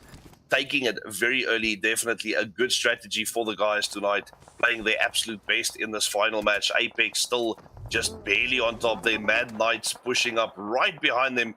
And we will see what's going to happen with the guys from Cobra here, taking a lot of damage. Luciano, unfortunately, taken out earlier. Still some shots here on Hamoudi, trying to pop the smokes in disguise his advance into the rest of the zone, or closer and deeper into zone, in fact. Escanor once again. Oh, look at that. Danny Brown getting taken out. Oh, down goes Hamoudi as well. Octane, in fact, what a nade taking him down. Professor taking down Derry. Roach goes down to Phoenix. Oh, Roach getting confirmed as Mamba takes down Emilio. Look at that. The kill feed is just on fire. And it is all Black Cobra. They do have 1 knock. They did lose a player. And he confirms that kill onto Epic as well. Can he get another one? And he knocked another one. Oh, Mamba is just too OP right here. Beautiful done. Then it's Cobra that has another knock as well. So it's all down to Mamba. Mamba versus Octane. And it's right here on the edge of the zone. It is not that dangerous yet, but getting to that point where They need to heal up and move as soon as it starts moving now. But will it move in their favor? Grizzly taken down and confirmed by Carryboy from 1 round across the hill on the upside. The guys taking shots here from Apex as well. Look at that. Beautiful shots by Cage. Trying to confirm that kill now. Taking down Escanor as quickly as he can. But the guys are very, very close by. Definitely there for the support. Trying to return fire, but no, he goes down Andrew as well. Beautiful shots here from 1 round, but still going down 1 by 1. That's all down to Carryboy now for 1 round. Got a Citizens focusing on the Mad Knight. Cyclone Shield Esports, they get eliminated, but they made a couple of placement points, no kill points on the board. And Citizens, take out the Mad Knights as well. Mad Knights getting 6 kills in there. 6th position, getting a few placement points there. And now it's Team Apex, all down to the last player. Can they get him back up? Team Apex still has 2 players, Blesson and Cage. Well, Blesson is already inside of zone, still holding on to their compound. And it's only Cage. Oh, down goes Blesson. It's now all down to Cage. Blackjack Esports now here, focusing on Team Apex as well. 1 round still in it as well. Blackjack Esports might just get this chicken dinner if they play it smartly. They still have 2 members up, and these 2 can still clutch it. Still got Last Hope and Phoenix. And Apex, Cage almost getting hit here in the backside in the rotation, trying to carry his teammate. And it's 1 round takes down Cage. Carryboy getting more kills for his team, and he's going to confirm that as well. 9 kills in total for 1 round. That is going to push them up a lot on that leaderboard. Definitely a beautiful game for the guys as well. Staying low, doing what Escanor does best. You know, even if the rest of the team is taken out, staying low and keeping his head down, but still taking those kills without the guys actually knowing what his position is. And we can see Mamba now, the lone member in that team as well, trying to survive against the guys taking them down from everywhere. BJ, Blackjack's Esport pushing up from the opposite side there. And behind the guys, 5 teams still alive. Still anybody's game. Look at that. Phoenix going down. Beautiful nade. Taking down the last of them. Last Hope as well. Absolutely wonderful. Full, beautiful nade thrown on that side. 4 teams left. And it is getting very close. The guys so close to each other. 1 lone player for 1 round at the bottom. Guys here from Apex, 2 still alive. Citizens, 2 still alive. Oh, is that 3? I'm seeing 3, yes. 3 from Citizens with 8 kills in total already for Citizens. 10 kills for Team Apex. 1 round on 9 kills. I mean, these 3 teams have been slaying in this last game. They are just raking those kill points in. And now it's Team Apex that can defend against the 1-rounders and Citizens both wanting their compound. Where is the zone going to go? Where will it close? And there we go. Cobra gets eliminated as well. That is it for Black Cobras. And now it's only 1 round. Team Apex and Citizens. Citizens looking very good here with 3 players. They might just go all the way for their first chicken dinner. And there 1 round getting taken out there. The last kill, man, that was so close. But he did crawl a little bit out in the open. I mean, from the position that he was, you could see that the Apex guys were able to see him very easily. Now trying to move into the front of the buildings, being peppered by grenades here from the Citizens guys. 3 teammates in, like you said, Apex taking a knock there from them, and they are rushing in to take the kills and confirm them. Still the shot, and Citizens take the game. Absolutely beautiful. Well played, Citizens, getting their first chicken dinner, and they do it in style. Beautifully done by them. 10 kills in total, 1,300 damage, moving them up that leaderboard to the 7th position on a total points of 77. Yeah, I mean, it's still not where they would like to be on the logs, I'm sure. But the way that they started this game off, definitely from the beginning, they were going for it. They knew, like you said, it is all or nothing. They were going for it from the beginning. They were pushing for those kills. They were not holding back at all, sticking to the guns and keep maintaining their focus throughout the entire game. even if the players are not, they were there for the support. Even if they couldn't get it in time, the last two players, they were definitely still pushing through. But I mean, Citizens, what a beautiful game those guys were having as well. Yeah, amazing teamwork there from Citizens. I mean, that Nate wiping out the last two remaining players there from Blackjack Esports, and then actually the team there from Team Apex taking out the one-rounders there on top as they were trying to get into zone, had made them all open. They knew exactly where they were. They had the entire ditch that they could focus on, that they could use to get around the teams there, and they just peppered them with nades and mollies, and it paid off in the end, and they got their chicken dinner. They did so in style. They got so with a lot of kill points. They're moving up that leaderboard quite a few spots. It's going to be interesting to see where the final leaderboard is going to stand after tonight. Oh, it's definitely going to be interesting. I mean, it's definitely with the pepper of the nades going in, keeping that pressure on. They did not hold back at all. And that's what it's all about. I mean, as soon as you can intimidate that other team, as soon as you can keep that pressure coming so much that you confuse the hell out of the other team. They don't know which way to go. They don't even know which way the team is coming from, because those nades just explode and you have no idea what's going on around you. And that is how they maintained their balance, their focus in this absolutely wonderful game, guys. Yeah, that was quite an interesting 4 matches we had tonight.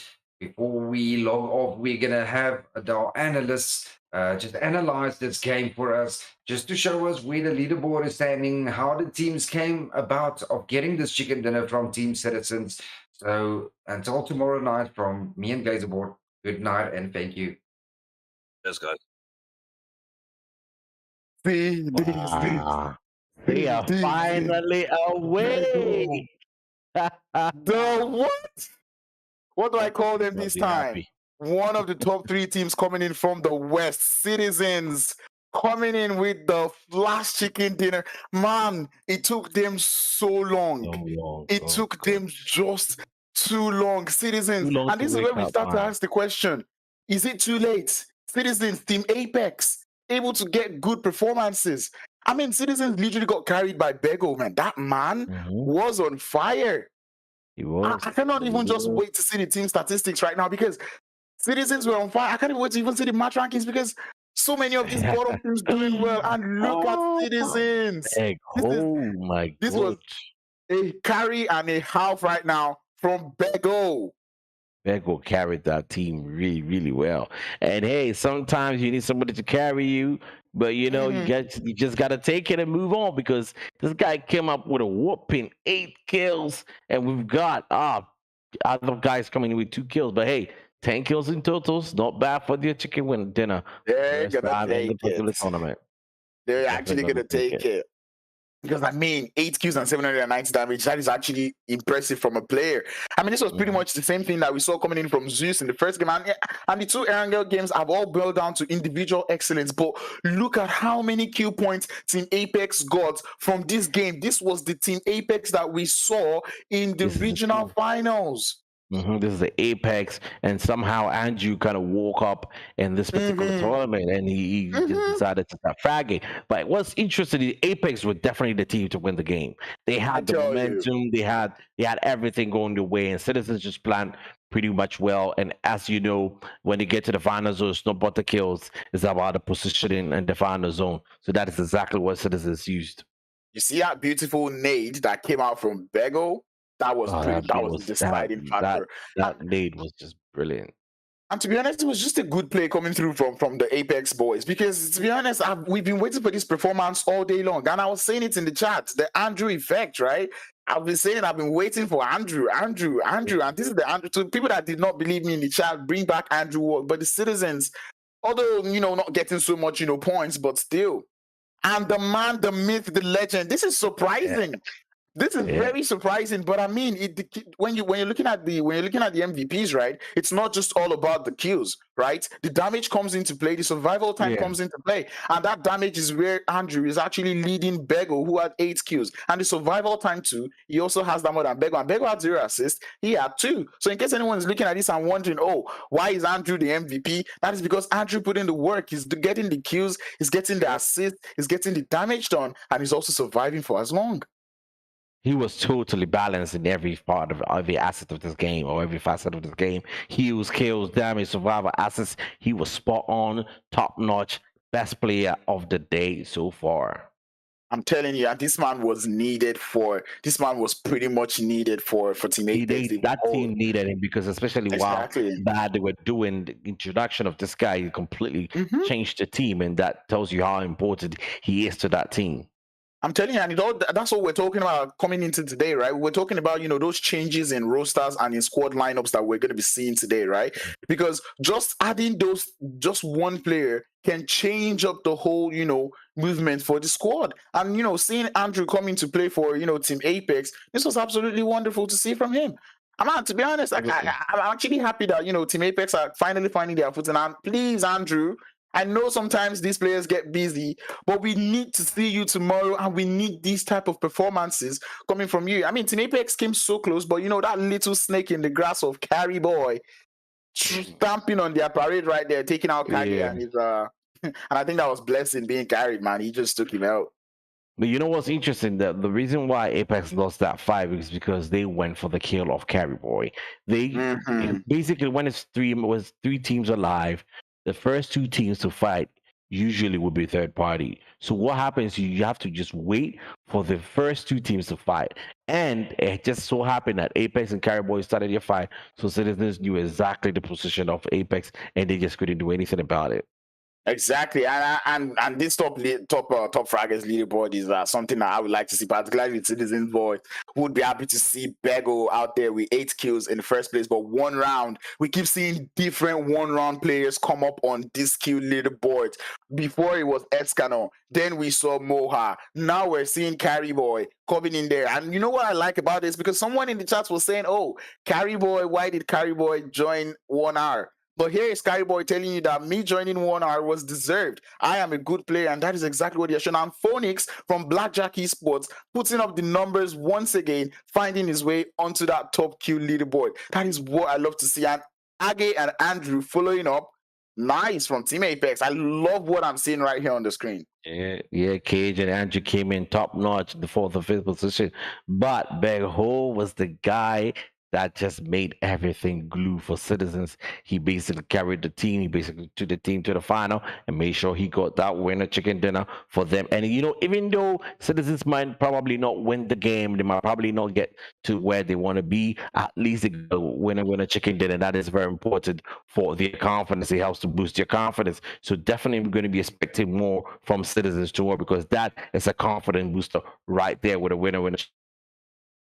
Yeah, exactly. And one thing I just enjoyed to see was the fact that the Bego from Citizens was able to do his work well. And one thing I know Citizens to be is to be that tactical team, right? And out of that tactical is what we're about to break down here, as we're seeing Citizens landing on the playing path or from the playing path, getting comfortable. That would be their primary drop spot. Muta power. We see them going for that 2-2 split that they normally would go for, and they're just holding it up out there. And I've been saying this, that those early engagements, you need to take it, and that is exactly what the Citizens did. Started off early, look at the zone, analyzed it, and began to move. And Team Apex all the way there in a hospital too, making their way on the regular split. And getting looted up early on in the game is something that you need to see. And individual excellence also comes into play. Bego, that man, doing in a whole lot of, I know that man to be a long range, player for that team. But seeing him get, kills off of grenades, that is actually something I don't see way too often. 4 kills out of 8 were from grenades only. And then the players there from Citizens able to capitalize more on that eastern edge of the circle. And what made things really, really easy for them was, the elimination of Slime 4KT just out there close to, close to the headshot hills. And you see, at this point, when I saw this zone, I was like, oh my goodness, how are these teams going to play it? And seeing the way Team Apex actually forced themselves into that western edge was very surprising, because at this point, I thought, oh my goodness, Apex are setting themselves up for death. But then seeing the way they held up over there was kind of nice. And I think Citizens finally paying attention to all the analysis we've been doing here. You have to clear your back. Everybody needs to be in front of you. And this was the spot Citizens started to make that decision. Taking out Slime 4KT, taking out the 8R brothers, taking out pretty much everybody that was behind them. And we saw this fight against against Slime 4KT coming through from Citizens, and just how well they were able to hold up. They held up so nicely that Slime 4KT had to dip from that fight. We see that one player Storm driving away from the Citizens there. That's just to show you that whenever these teams decide to bring out that aggressive prowess, they will play well. They have to eliminate the fear. That's what we've been seeing from many of these teams. Citizens, Apex, Cyclone Shield, we've been seeing a lot of fear coming through from them. And the way they were able to maneuver their way around headshot heals, able to, take away the attention or not drag so much attention from the players there from Mad Knights on the Southeast was something that I really admired from the Citizens boys on their play here. Going for a 2-2 split to gather more information, and it was just wonderful to see how two players would be able to handle themselves on that southeastern edge of the circle. And this was just very, very impressive coming from the Citizens. At this point, it's just information gathering, going for a 2-1 split. Very wonderful. You see them holding that three players always far from each other, covering each other, because that terrain works for that. And then this final fight against the players there from Team Apex was just wonderful. The use of grenades coming through from Bego was amazing. And, grenades to call or to win the game, that is actually something that is very impressive. Overall rankings, Team Apex is going to take it because, 23 points. They needed this so badly. 17 elimination points, 6 placement points. This is pretty much the Apex that we're used to seeing. We see Apex take those early engagements. The instance they land in a hospital, anyone who's beside them goes down. And, Cyclone Shield being one of those teams that suffered the wrath of Team Apex when they were rotating, because they tried to rotate it from that west, but Team Apex on their A game today, getting those kills and getting the elimination. Citizens with an equal balance of placement and elimination, 20 points. Let's see how well it's going to push them off of the boards, because like I'm saying, many of these teams that are on the top, they're not backing out. One round, they were 10 points behind Slime 4KT coming into this game. They got 17 points. These players keep jumping up and down. It's a battle between Slime 4KT and the players there from One Round Esports right now, because 4KT were only able to get 4 points in this game. With this gameplay coming through from One Round Esports, we're definitely going to see One Round Esports jump up to the top of the leaderboards there. Mad Knights continuing to find a way to breach that 100 points mark, to breach into that top 4 of the overall leaderboards, but I don't think this performance is enough. I like the fact that I'm seeing Blackjack Esports and Desert Flame Esports putting them numbers on the board. Black Cobra staying fairly consistent today. Kind of something I enjoy to see. Relay Insider, Exodus, and CLS kind of losing a little bit of motivation coming into this game. And this was something I was going to say.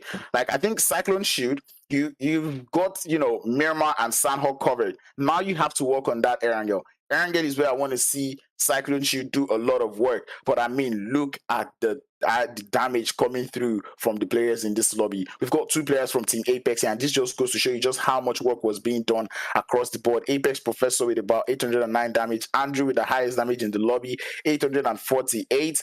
Man, that is absolutely wonderful. And Carry Boy from One Round Esports putting up the numbers, carrying the team to that 3rd place finish was absolutely crucial to the amount of points that they got. And I'm very fascinated to see only 4,000 healing coming through in this Erangel game, because we would normally see more than 4,000 healing points. But that's kind of nice. Troubles did reduce, and I can't even tell you why. But given that Bego got 4 out of 8 kills with throwables, and I'm kind of surprised as to why the throwable count is kind of lower today. But then Citizens got here with the longest kill distance, 271 meters. That's kind of something that catches my eye. But the total rescues, only 17 rescues today. How about that? And man, I knew it was going to be a battle between Zeus and Escanor. It had to be one of those 2 players. And Zeus being the man to get the MVP for today is absolutely wonderful. Able to put 31 kills overall on the board. Now I can't even wait to see that top fragger list, because Zeus is chasing Escanor right now. It's a battle. I told you. Looking at that top fragger coming into today, there was only one thing. There was only one thing that he was saying. It was saying the race is on. And look at the head-to-head. Yeah, like I said, it had to be one of these 2 players. And look at that, 1 kill. 1 kill between Zeus and Escanor. I just have to re-emphasize this. Zeus came in today with what? I think like 15 kills or something thereabouts.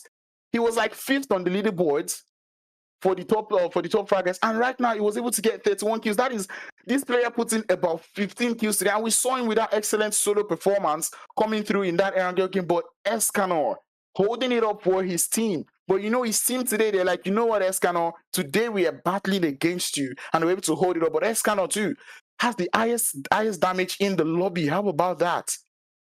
Fascinating stats that I'm seeing from Zeus is the fact that Zeus, actually both of them, the fact that they have this many kills on board and they're still putting in the assists. 12 assists from Escanor, 14 assists from Zeus. This is literally MVP behavior, right? This is absolutely wonderful coming in from these two players. But I'm very, very impressed as to how much Zeus was able to catch up to Escanor today. I mean, look at the MVP list for today. 2 players from Slime 4KT, 1 from One Round, 1 from Black Cobra. And these are teams that we've seen perform today. Storm, not even, look at that. Zeus had lesser kills than Storm coming in today. Now he has more. Beating Storm by what? Close to like that's 7 points in kill points. Man, Zeus doing a whole lot of work. I'm not even surprised, but look at the top MVP. Now, tomorrow is going to be a matter of who can put in the work, because I'm looking at this. These 3 players are in contention for that top MVP, overall MVP, and I cannot wait to see just what will happen. Like, this was the kill leaderboard that I was talking about, and man, this is actually very impressive to see. Bego, we said it. It takes one good game. All you need is one good game. And now he's found his way into the 8th place with 19 eliminations to his name. And things like this, I have to tell you, they boost the ego and the morale of these players. If players are seeing themselves on the graphics, they know that tomorrow I want to make myself appear on this stage once again. Zeus and Storm still holding it up in 2nd and 3rd place respectively. Escanor is not letting go of that top fragger, and I'm pretty sure tomorrow this man is going to be here for more action. But Black Cobra continuing to put numbers, continuing to put members up here. Hamodi, we didn't see Hamodi so much today, but Spider was like, you know what? If Hamodi is having a bad day today, I am Spider. I'm going to carry it on and show you that, you know, in Black Cobra, we are a balanced team. And that is just good to see.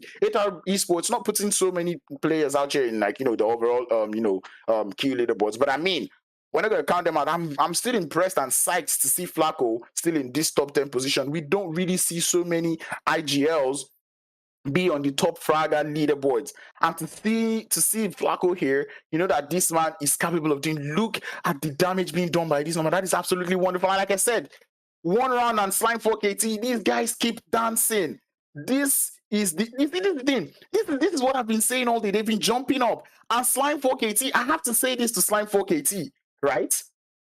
You have to stop this habit of playing a bad last game.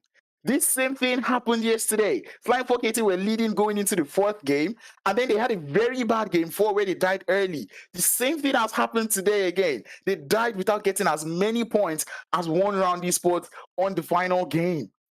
And this is very crazy. Just when Slime 4KT thought they were setting that, you know, that limit, when they thought they were increasing the distance between them and 2nd place, One Round is like, you cannot. 105 eliminations, the first team to breach 100 kills.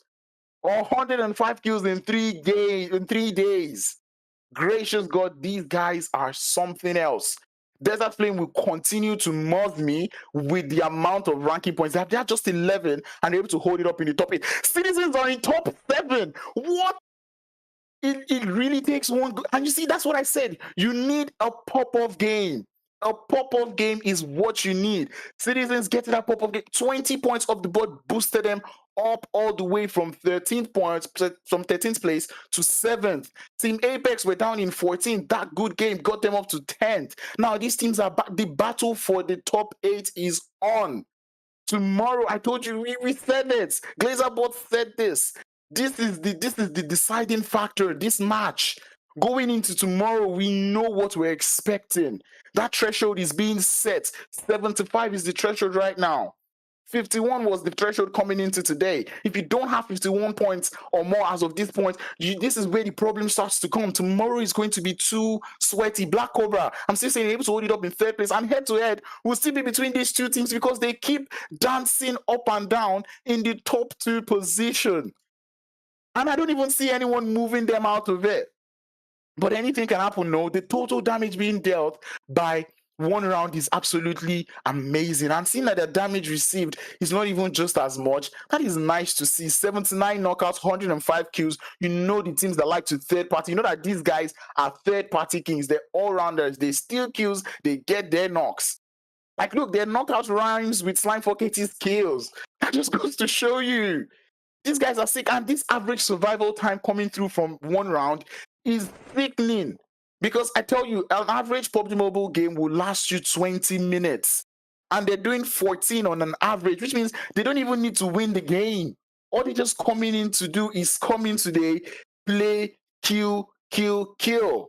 That is all they're doing. And they're racking up the points. They understand the utility usage from Slime 4KT is out of this world. And that is how you know that this team is actually watching their backs, because you don't want to get killed. You don't want to get third party. You're using that smoke, and just 3 points difference between the both of them.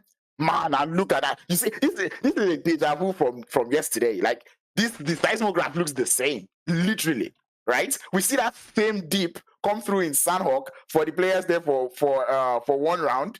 And then we see that same dip come in the last game for Slime 4KT. When will this end? Slime 4KT and one round esports. This has got to be the sweatiest finish I am seeing. And like I said, none of these teams want to finish in second place. It's a $400 difference. You will be so pained that you get to go home with $400.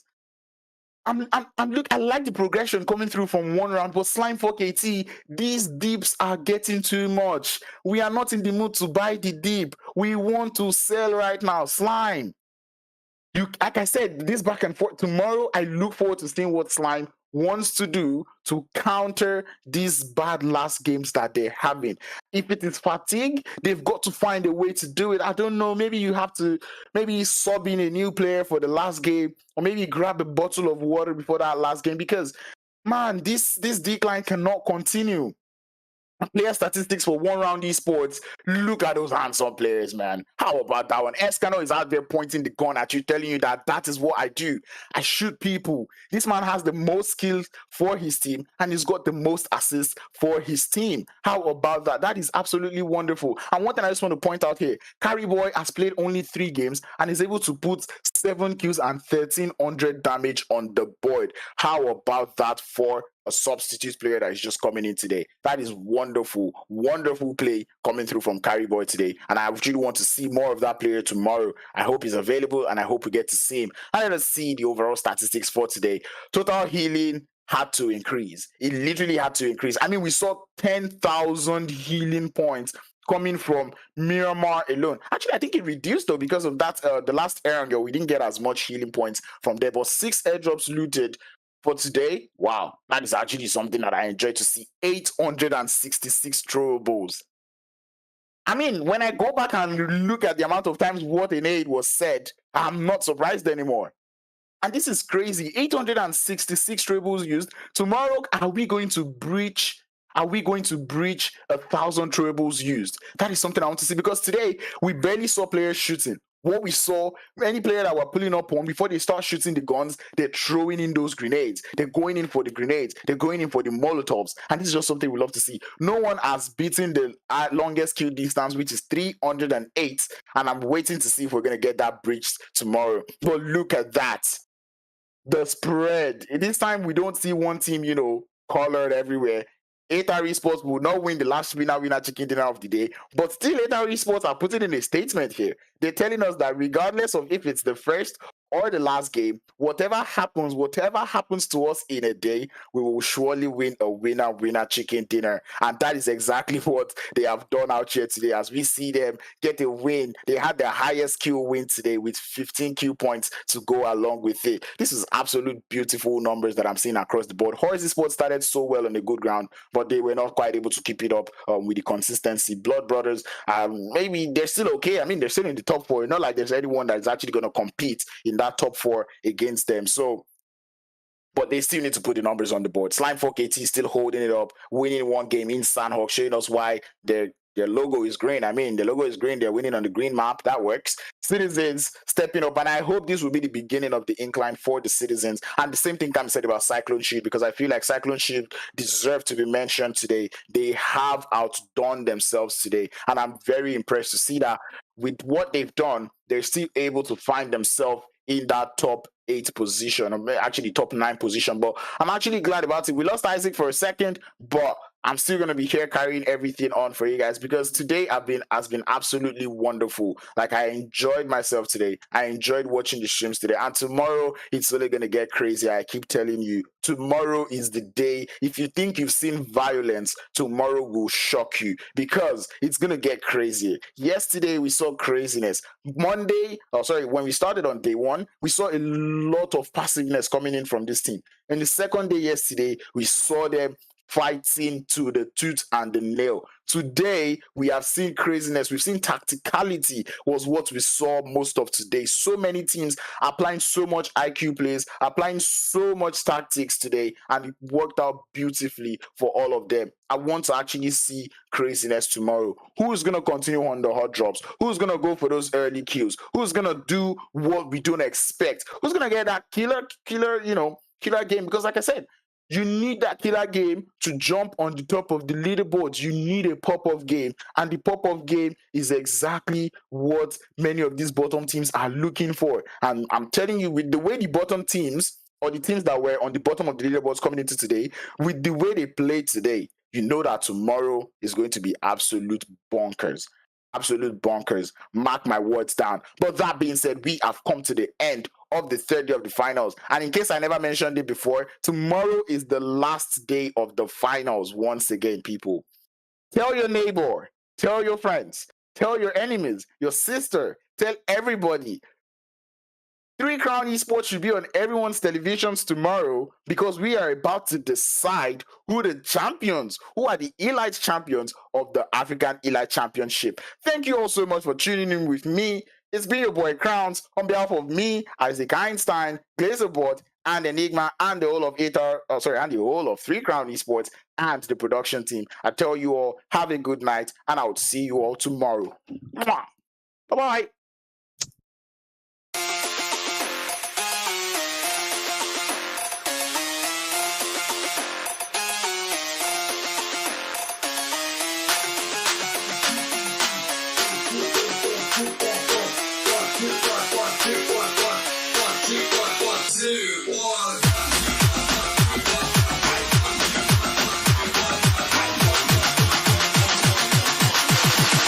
One, two, three.